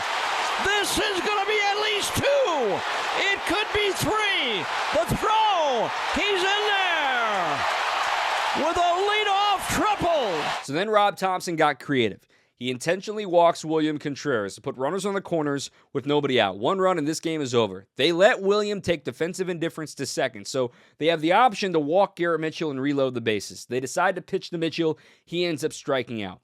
Then they walk Willy Adames, not intentionally, the unintentional intentional walk. That loads the bases with 1 out for Jake Bauers. And Estevez is ready and delivers. Swinging and a rocket to right. Base hit. They win. Jake Bauers hit an absolute bullet. Past Harper at first. Jackson Chourio scores the winner are chasing Jake Bauers. Now to the things that you may have forgotten about. Again, this was a non-save situation for Devin. He didn't pitch in very many of these in the 2024 season, but he strikes out the side. He was rolling at this point in September. The Brewers struck out 16 Phillies in this game. Their pitching staff was really, really good, and this is when, over in Philly, folks were starting to panic a little bit, like, hey, is the offense going to be okay? Like, they're striking out a lot right now, and go talk to the Mets, and they can certainly feel the same way about how the Phillies looked in that Game 1 in Philly. Granted, the weird hitter's eye, but that's for another story for another day. Also, the entire offense for the Phillies went like this. 4 singles, 1 home run, 16 strikeouts. That was their entire offense that day. The home run, of course, from Bohm. The Brewers did their job against a very, very experienced lineup. The obvious and underrated heroes, the obvious are Bauers and Hoskins. The underrated, I think, are Rhys Hoskins for that great defensive play that we talked about, Jackson Chourio for starting the rally with the triple in the 9th, and Devin Williams striking out the side. Finally, no context, 5 words or less, NL Central champs yet again. To number 3, we go back about a month, August 15th. The Dodgers are in town. You know where I'm going with this. We already talked about the 3rd game of that 4-game series earlier in the countdown. So now we're on game number 4 of this 4-game set with LA. The stakes were big. The Brewers had a rookie on the mound in Tobias Myers and a chance to split the series with the Dodgers, who were countering with their trade deadline acquisition, Jack Flaherty. And as mentioned earlier, the Dodgers had already claimed the season series tiebreaker, but sometimes playing for pride is the most powerful thing to get a team going. And after Chourio was in the middle of the win the night before, he would get things going again in this contest. It's also another reminder in the fact that Jackson Chourio got to spend the entire season in the big leagues. He was never demoted down to AAA, not really just because of performance, but because of injuries elsewhere on the team. And the news coming that morning that Christian Yelich would indeed be out for the rest of the season, opting to go for back surgery in hopes to be ready for the 2025 year. Meaning players like Chourio and others would have to carry the load for the crew against the best team that money could buy. The time capsule as well, with Yelich officially out, Garrett Mitchell back to full health, the Brewers' 4-man outfield was cycling Frelick and Perkins along with Chourio and Mitchell based on the platoons. Rhys Hoskins had a firm grip on the leadoff spot, but Chourio found a new home in the 2 spot right behind Bryce. Over the last month, Willy was also carrying the offense with an average of .302 over 36 games and an OPS right on 900. Also at this point, Tobias Myers is absolutely rolling to the tune of a 1.75 ERA over his last 11 starts. This goes back to the Detroit start when he really came back on the scene in a big way. That's at 67 innings and a 1.75 ERA. He gets the ball against the Dodgers. He gets a scoreless top of the first inning, which was a difficult thing for the Brewers starters at this point in the series, and the Brewers would reward Tobias with some runs of their own in the bottom half. Lead from second from Hoskins, 0-1 pitch, fly ball left center. Hammered, gone! 2-run bomb, Jackson Chourio, and the Brewers strike first in a big way. Flaherty waggles the glove, 3-2 again. Fly ball deep left. This ball is way out of here. Headed towards Bernie's chalet. Solo blast, William Contreras, his 3rd of this series. And the Brewers lead it 3-0 in the bottom of the 1st. In the top of the 2nd inning, the Dodgers would once again respond with an RBI ground out from Jason Hayward and then an RBI double from Andy Paje. So that made it 3-2 Brewers, still in control. But then in the 3rd inning, Gavin Lux back home in Wisconsin. Freeman's at 3rd. Smith is at 1st with 2 outs. Myers brings home the pitch and a ground ball back up the middle. That's going to sneak into center field for a base hit. Freeman will score. 1st to 3rd goes Smith. And the Dodgers have tied it at 3. On an RBI single from the Wisconsin kid Gavin Lux. 3 straight singles against Myers after he took care of Ohtani and Hernandez in very quick fashion, and now Chris Hook is on his way out. So 3-3 ball game. Tobias Myers was getting ambushed left and right. A lot of quick swings, a lot of early swings. What some pitching coaches would say is too many strikes. In fact, he would only have 1 strikeout in this game. We go now all the way ahead to the 6th inning. Tobias Myers starting the frame. A leadoff walk, though, to Gavin Lux. That's the start of all rallies, right? Then a single by Miguel Rojas. 2 men on, nobody out. Back-to-back lineouts to deep right, one by Hayward and one to third by Andy Pages would end the day for Tobias Myers. So Pat Murphy would go out to get Elvis Peguero inheriting runners, which at this point it was very well documented how much he struggled with inheriting runners. 2 men aboard, 2 outs, Kike Hernandez at the plate. Peguero waits, and the first pitch to Kike. Ground ball right side, base hit. Sinker down and in. Runner stops at second. Back in time ahead of the throw is Rojas. The Dodgers have a 4-3 lead. So 1 pitch. And Elvis Peguero allows the jam single to right field by Kike Hernandez to give LA a 4-3 advantage. 2 men aboard, 2 outs. Kike Hernandez ambushes on the first pitch, a ground ball through the right side. It scores another run. The bottom half of the order getting it done once again for LA. They take a 4-3 lead in the 6th inning. Then Dave Roberts deploys his great bullpen a little bit early. They hadn't been needed in the previous 2 games. Michael Kopech has the 6th inning. He retires the side in order.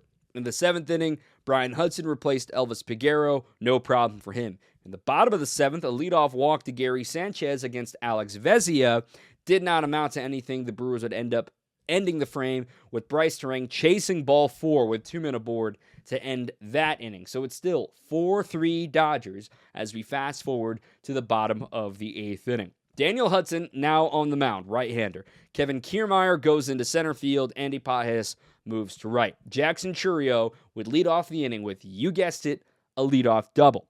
Then a walk to Garrett Mitchell and William Contreras coming to the plate. A perfectly placed swinging bunt, loaded the bases, nobody out. This has to be the time with Willy Adames coming up. Line to left, a base hit. That'll tie the game. Mitchell stops at third. It's 4-4.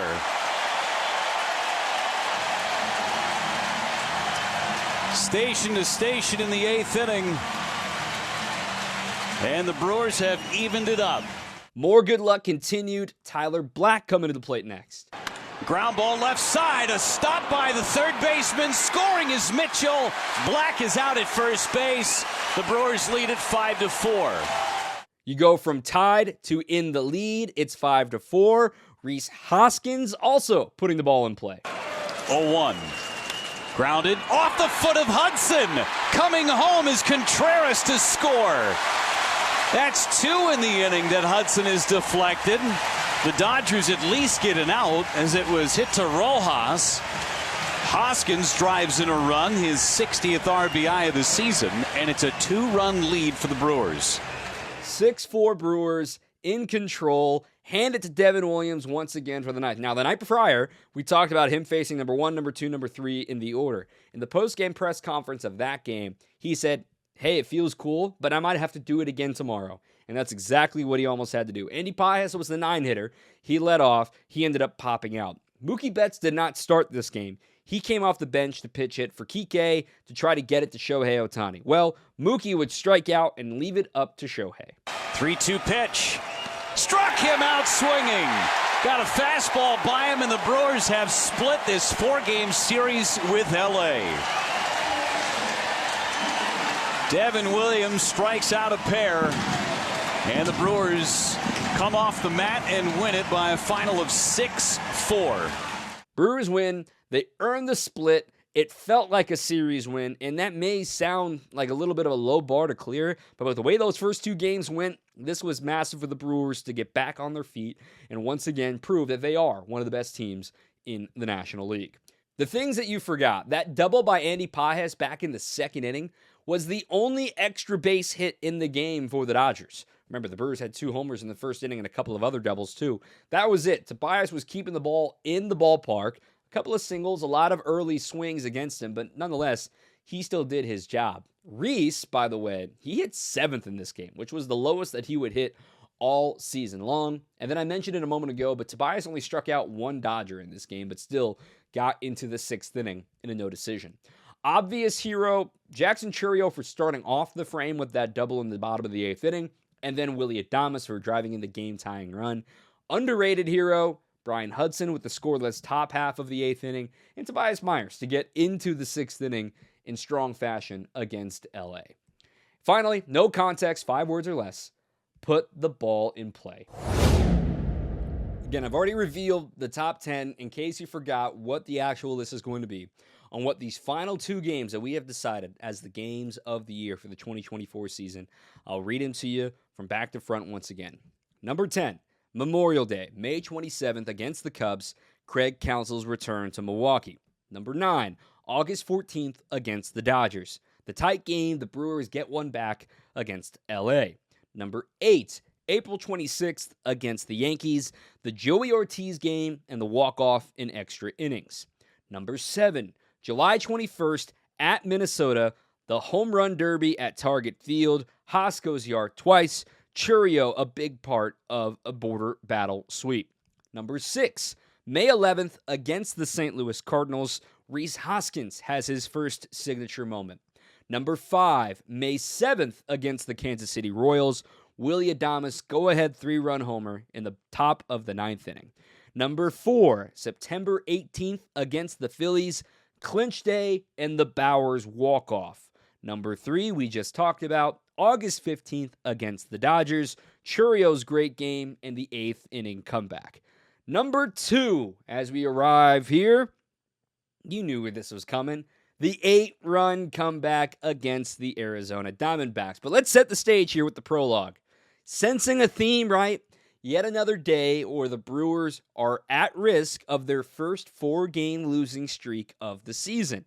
This would be doubly painful, though, because it would be their first 4-game sweep at home to the team that swept the Crew in last year's postseason, of course, the Arizona Diamondbacks. The lame duck portion of the schedule is always tough, especially when your opponents need every positive result to go their way. The Brewers had only scored 14 runs over their last 6 games, coming off of a shutout loss to the hands of Pat Murphy's old Sun Devil ace, Merrill Kelly and company. But something significant to note in that Saturday night 5-0 loss before we get to Sunday's game is Torey Lovullo, manager of the Diamondbacks, deployed his closer, A.J. Puck, for a 3rd consecutive game in a non-save situation. The Diamondbacks were hanging on to a wild card berth with white knuckles and shifty eyes to the out-of-town scoreboard. Every game they played down the stretch would matter, hence why he needed to deploy the closer in a 5-0 game. So to the time capsule now. The lack of offense was frustrating to some fans, even some boo birds on Saturday night not scoring a run. And even with this cold stretch, the Brewers still had the 3rd best record in the National League, but still 4+ games back for a first-round bye with only 1 week left in the year.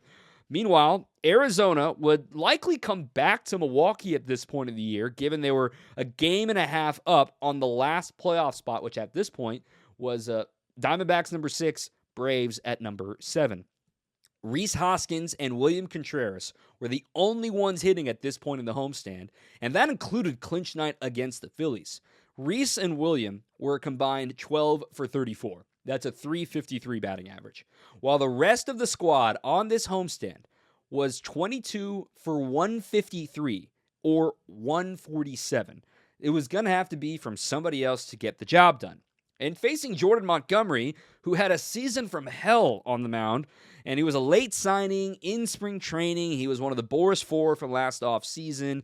He had injuries. He was underperforming, but he was left-handed. And you know what that means for the Brewers. Frankie Montas would get the ball for the Crew, and a quiet start turned into the opposite by the end of this series finale. As we pick things up in the recap in the top of the 3rd inning, a lot of damage already done in the frame, and you can hear the crowd in the background from this long ball from Eugenio Suarez. And Suarez has homered, his 29th of the season, and it is 8-0 Diamondbacks. A 7-run top of the 3rd inning made it 8-0 Diamondbacks. Aaron Ashby had to come in and fix that up and end the 3rd inning. Boo birds were out. Vibes were low. You hadn't scored a run in more than, I think at this point it was like 16 straight innings going back to Friday night. It was not fun to be at the ballpark. Vibes were low.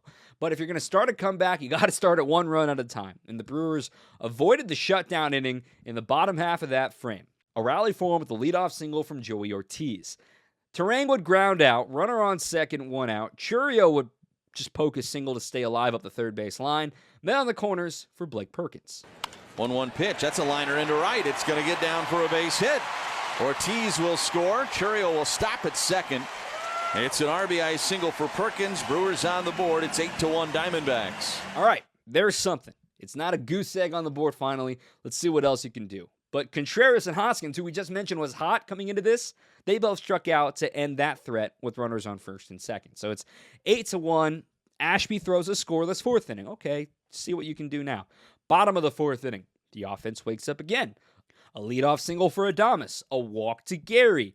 At this point, Gabby Moreno had to come out of the game too. He had been dealing with an adductor strain in his hip. He comes out. Jose Herrera enters. Sal Frelick, the batter, against the lefty, Jordan Montgomery, left on left, and he rewards his manager for keeping him in the lineup. Trend into the wacky category. Here's a liner into right center field. Pavin Smith over. It's off of his glove and rolls up against the wall. Off to the races go the crew. Adames around third. He will score. Sanchez stops at third. It's an RBI double for Sal Frelick. And it's an 8-2 ball game. Right after that, Joey Ortiz would add a sacrifice fly, and it's kind of a game. There's a little bit of energy. It's 8-3 now. Diamondbacks still in the lead. In the fifth, DL Hall would take over for Aaron Ashby, and after a catcher's interference on Gary Sanchez, first batter reached, a strikeout to Suarez, Herrera reached on a walk, a strikeout to Perdomo, and then ultimately got out of the inning unscathed. The Brewers did not put a run up in the fifth inning. So now they're up against the clock, if you will, of trying to get a comeback going. It is still 8-3 as we move on to the bottom of the sixth inning. A leadoff single from Sal Frelick as Jordan Montgomery is now out of this game. Joey Ortiz would ground out on a fielder's choice. Then Joey was picked off, but the throw got away from first, allowed Joey to get into second base. Turang would strike out, so with 2 outs, Chourio was trying to keep the inning alive. Line drive left field, base hit. Ortiz will be sent home, and now a late stop sign. He's running through it. He's safe anyway. Joey Ortiz scores on the base hit by Jackson Chourio. Jason Lane sent him and then said, no, hold up. And Ortiz ran right through it.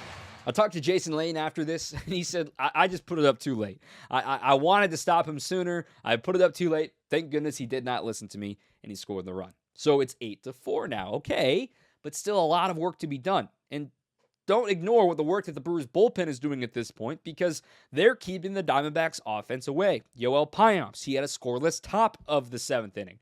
In the bottom of the seventh, here comes the Brewers offense once again. A leadoff single from Garrett. He steals second. He's in scoring position for Rhys Hoskins.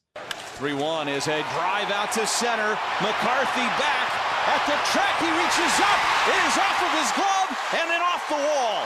Mitchell around 30 will score. It's an RBI double for Hoskins. And the fans are alive at American Family Field. It's 8-5 Diamondbacks. 2 pitches later, Willy Adames at the plate. 0-1 is a drive out towards right center. Back goes Smith. It's over his head and bounces off the track and into the Diamondbacks bullpen. It is a double for Adames, and it's an 8-6 ball game. Now you can hear it. The crowd's into it. Everyone's fired up. It feels like this could happen. What will the Brewers do to make one of their best comebacks in almost 20 years in franchise history? Meanwhile, on the other side, Payamps is done in the top of the 8th inning. He gives way to Jared Koenig. Mind you, Christian Walker and Corbin Carroll were getting the day off in this game because the Diamondbacks had already won the series and they were up 8-0. They did not expect to need either of those guys. Well, Walker comes in the pinch hit when Jared Koenig comes onto the mound. Walker draws a walk. But with 2 outs and now Walker on second base after a ground out, Randall Grichuk pinch hit now with a man on second and 2 outs. Randall Grichuk's one job in the Diamondbacks last year to hit lefties. Hitting in the 8th, big run at second base, and Grichuk a base hit to right. Christian Walker's going to come down the line and score. Well, he saved a run initially, but couldn't do it in its full capacity. So now the air is a little bit out of the balloon. You're heading to the bottom of the 8th inning, down by 3 runs again. You have not led this game. You're down 8-0. And quickly, Ortiz and Turang are retired with groundouts.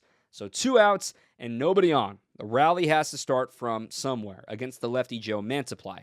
Well, Jackson Chourio, he draws a walk. All right, a base runner. See what you can do with that.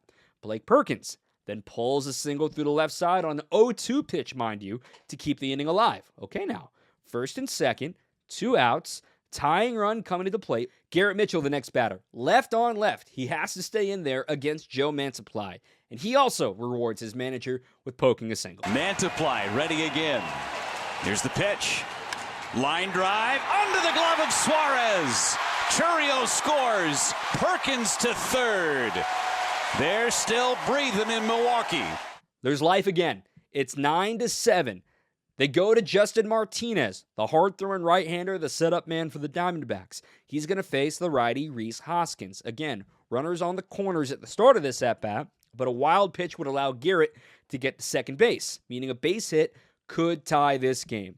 It was a heck of a battle, Hoskins and Martinez, and on the 7th pitch of the at-bat, once again, Rhys, as we talked about in the previous game, just put the ball in play. 3-2 pitch. Line drive, base hit right center. Perkins is in, Mitchell's in.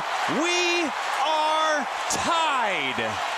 He was way out in front of a splitter, but he got it done. This game is tied from down 8-0 to now 9-9. Willy Adames, the next batter. He had the option to come out of this game. Pat Murphy asked him in the 4th inning, do you want me to take you out? When the game was pretty much over. It was 8-1. Willy said, I wanted to stay in.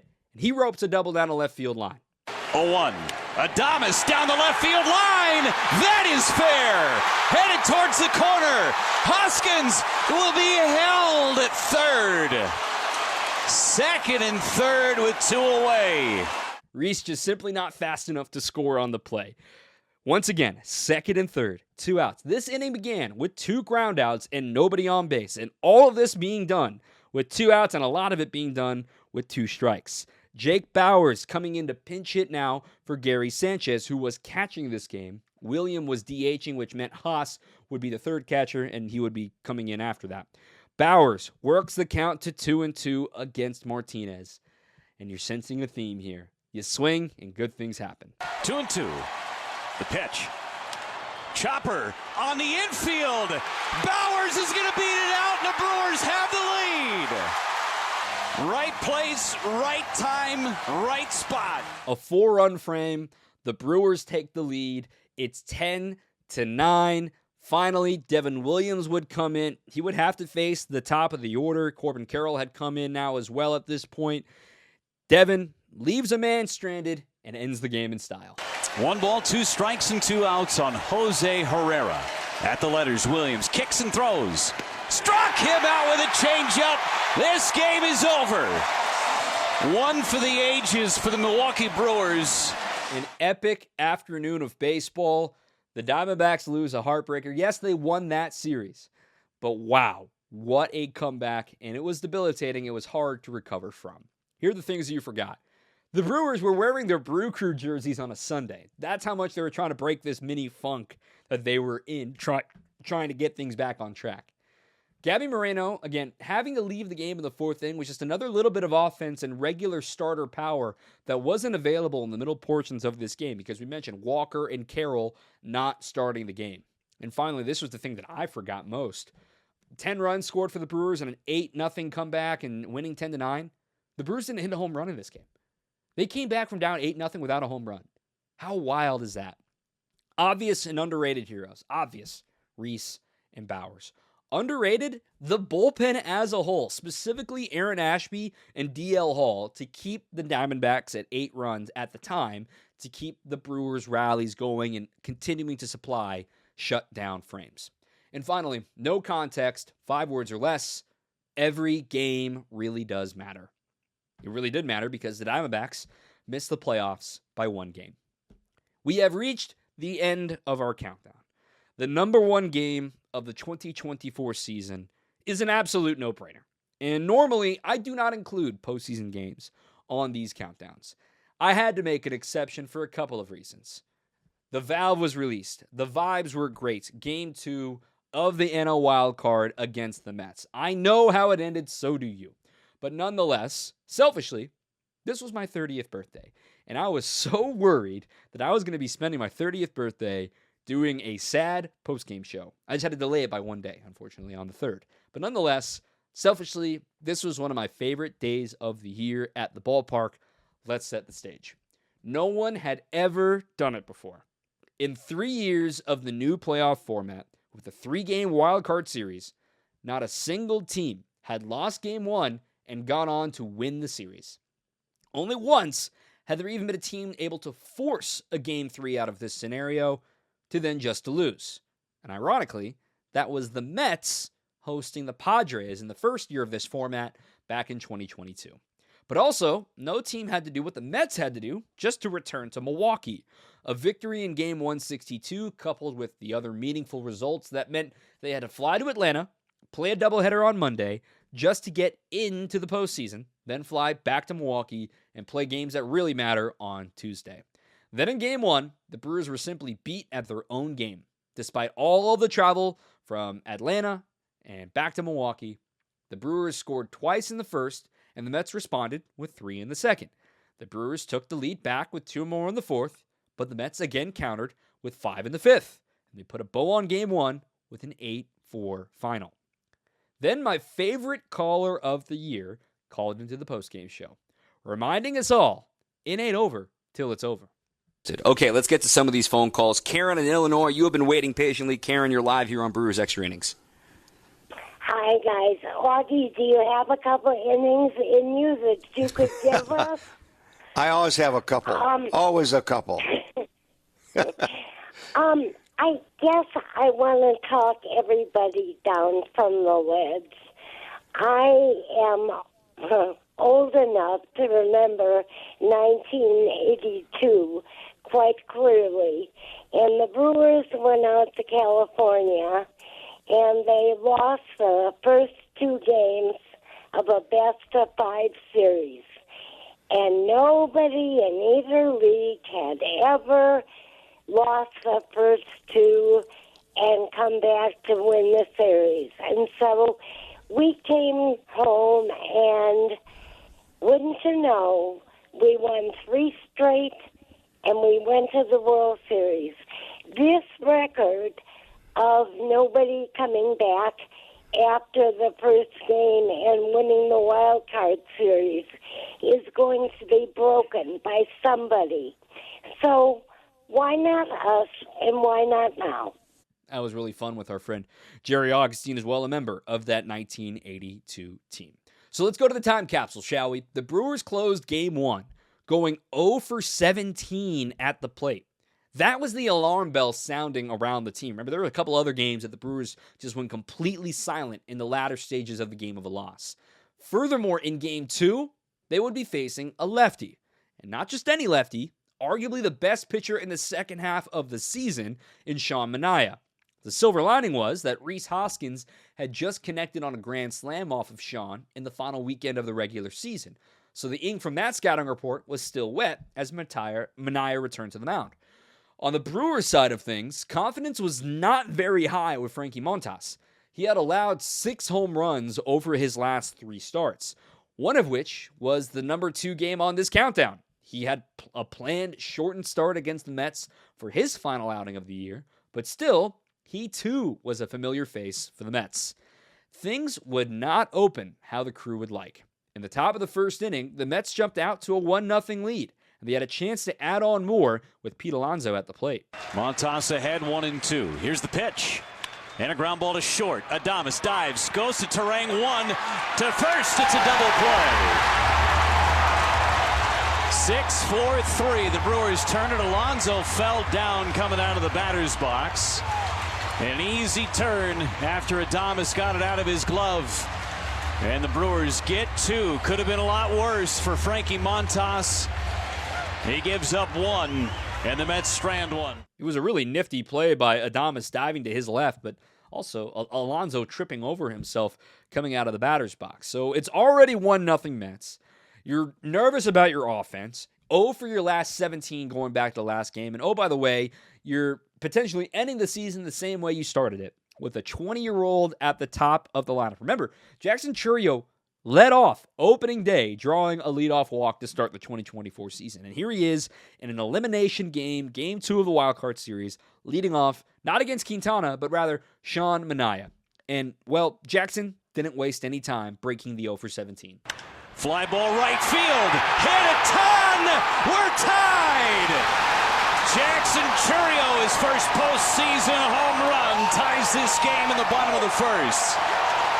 Only the second ever leadoff home run in Brewers postseason franchise history, the other one belonging to Corey Hart.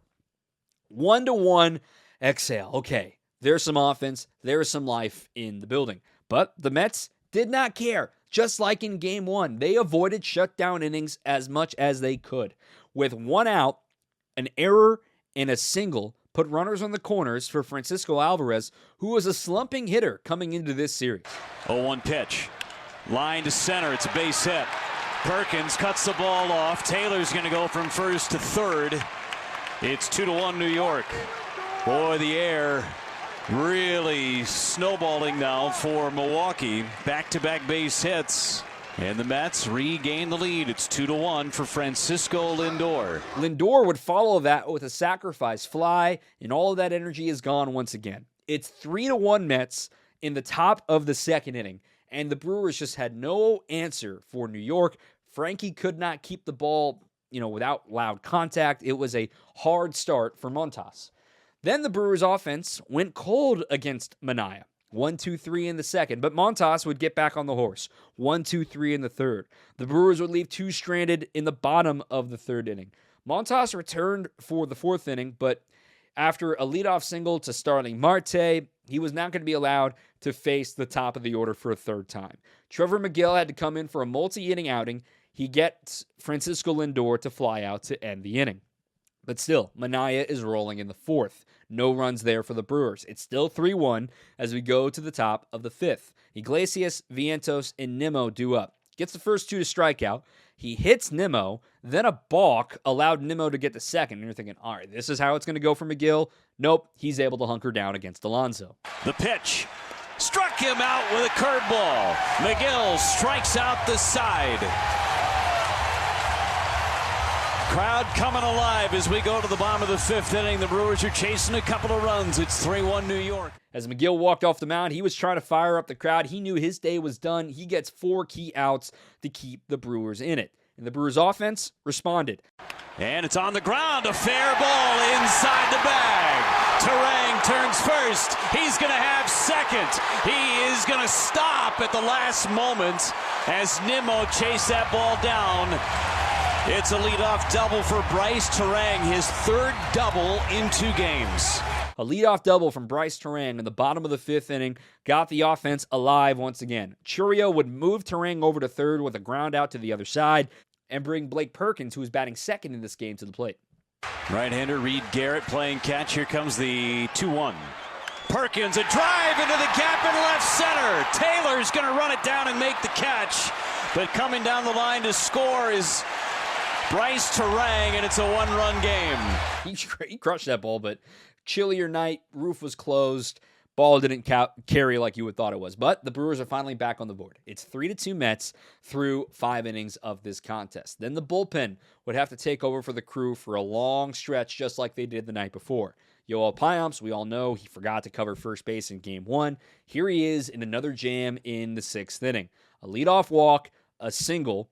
Then he gets back-to-back outs. Runners on second and third with 2 outs. They intentionally walk Francisco Lindor in order to face Jose Iglesias with the bases loaded. 1-2 pitch. And he struck him out swinging. Went right back to that sinker and strikes out Iglesias to strand the Mets with the bases loaded.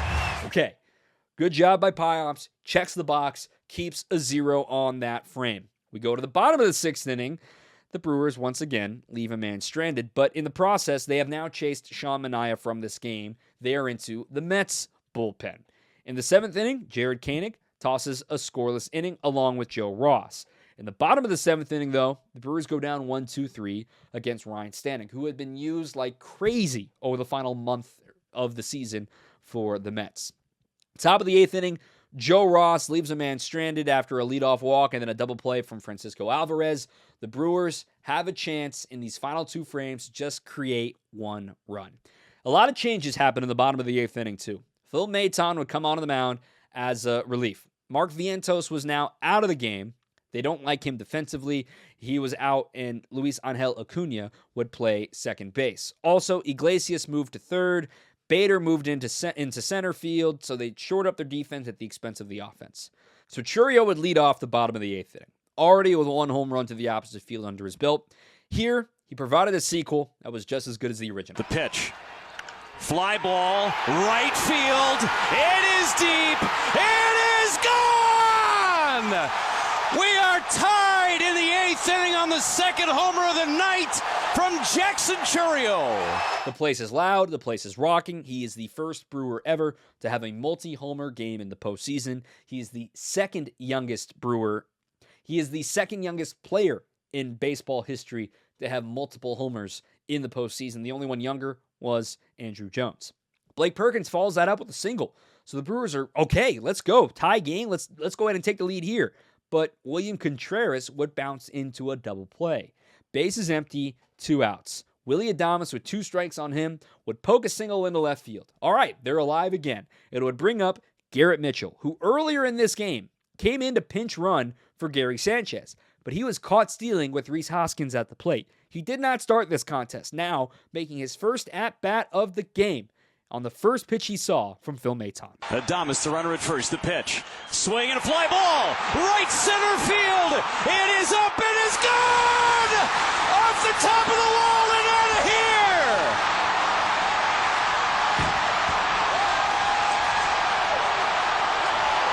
Garrett Mitchell, a go-ahead 2-run home run in the bottom of the 8th inning.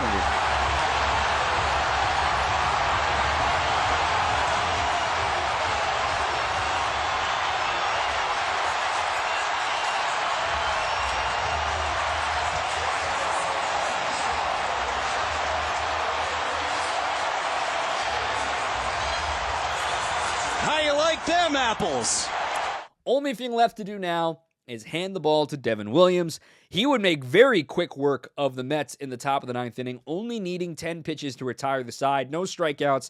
Jesse Winker would be the final out as the Brewers take Game 2 and force a winner-take-all Game 3 in the National League Wild Card Series. Wow. The things you forgot about. Pete Alonso in that first inning with a chance to add on more, tripping over his own bat on a double play ball that maybe could have scored a run if he beat it out. Instead, it makes it 1-0 Mets. That's all they were able to get in the first inning. The intentional walk to Francisco Lindor. Lindor was white hot right now. Remember, he had the home run in Atlanta to win Game 1 of that doubleheader to send them here to the postseason. That was an epic moment for him. Furthermore, the Brewers were always aware of when Lindor was coming up as the leadoff hitter, dynamic player. Who could blame him? And then finally, we mentioned it here with Mitchell hitting his home run. Mitchell did not start this game. He was caught stealing, and he definitely repented for his sins there by being able to line the home run to right center field and take the lead for the Crew. Finally, the obvious and underrated heroes. Obvious, Jackson Chourio and Garrett Mitchell. 2-homer game. Go-ahead homer. No duh. The not-so-obvious was Joey Ortiz's defense. And I know I didn't play the highlights from it, but he made a couple of really nice plays to his left in this game. And really, while his bat was cold in the playoffs, his defense really helped the Crew at this point in the year. Finally, no context, 5 words or less. And it pains me to say, could this finally be it? Hate to end it on a dud like this, but hey, that is the end of our Games of the Year countdown. We'll always have Game 2, and we'll always have the 10 or so minutes after the back-to-back homers from Jake Bauers and Sal Frelick, because that would have been number 1 on this countdown. Maybe next year. That's why we're all fans, right? That's why we sit here, and you know what? We're here in the cold. We're ready for baseball season to come back. We're fired up for it. This was always really fun to go down memory lane. A bunch of things that I forget about throughout the season. We had the honorable mentions, like I said, in yesterday's Brewers Weekly, so you can go ahead and check that out if you so wish.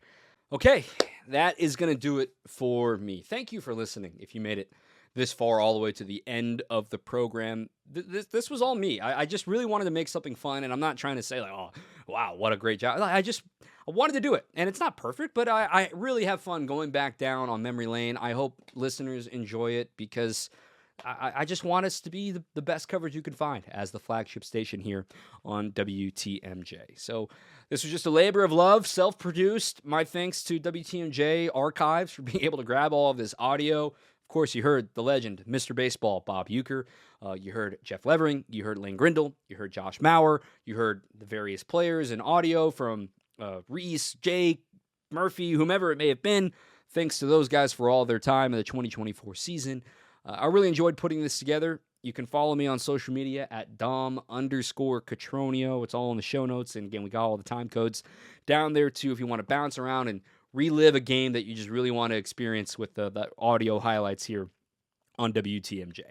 That's going to do it for me. I hope you have a great holiday season wherever you may be. Have a safe travels. I hope this made your travels a little bit easier along the way as well. You can find us all season in 2025 right back here after games on WTMJ, online at 620WTMJ.com, on the YouTube page if you're watching on YouTube, or if you're just listening along. Remember, we got YouTube as well. We would love to have you in the 2025 season.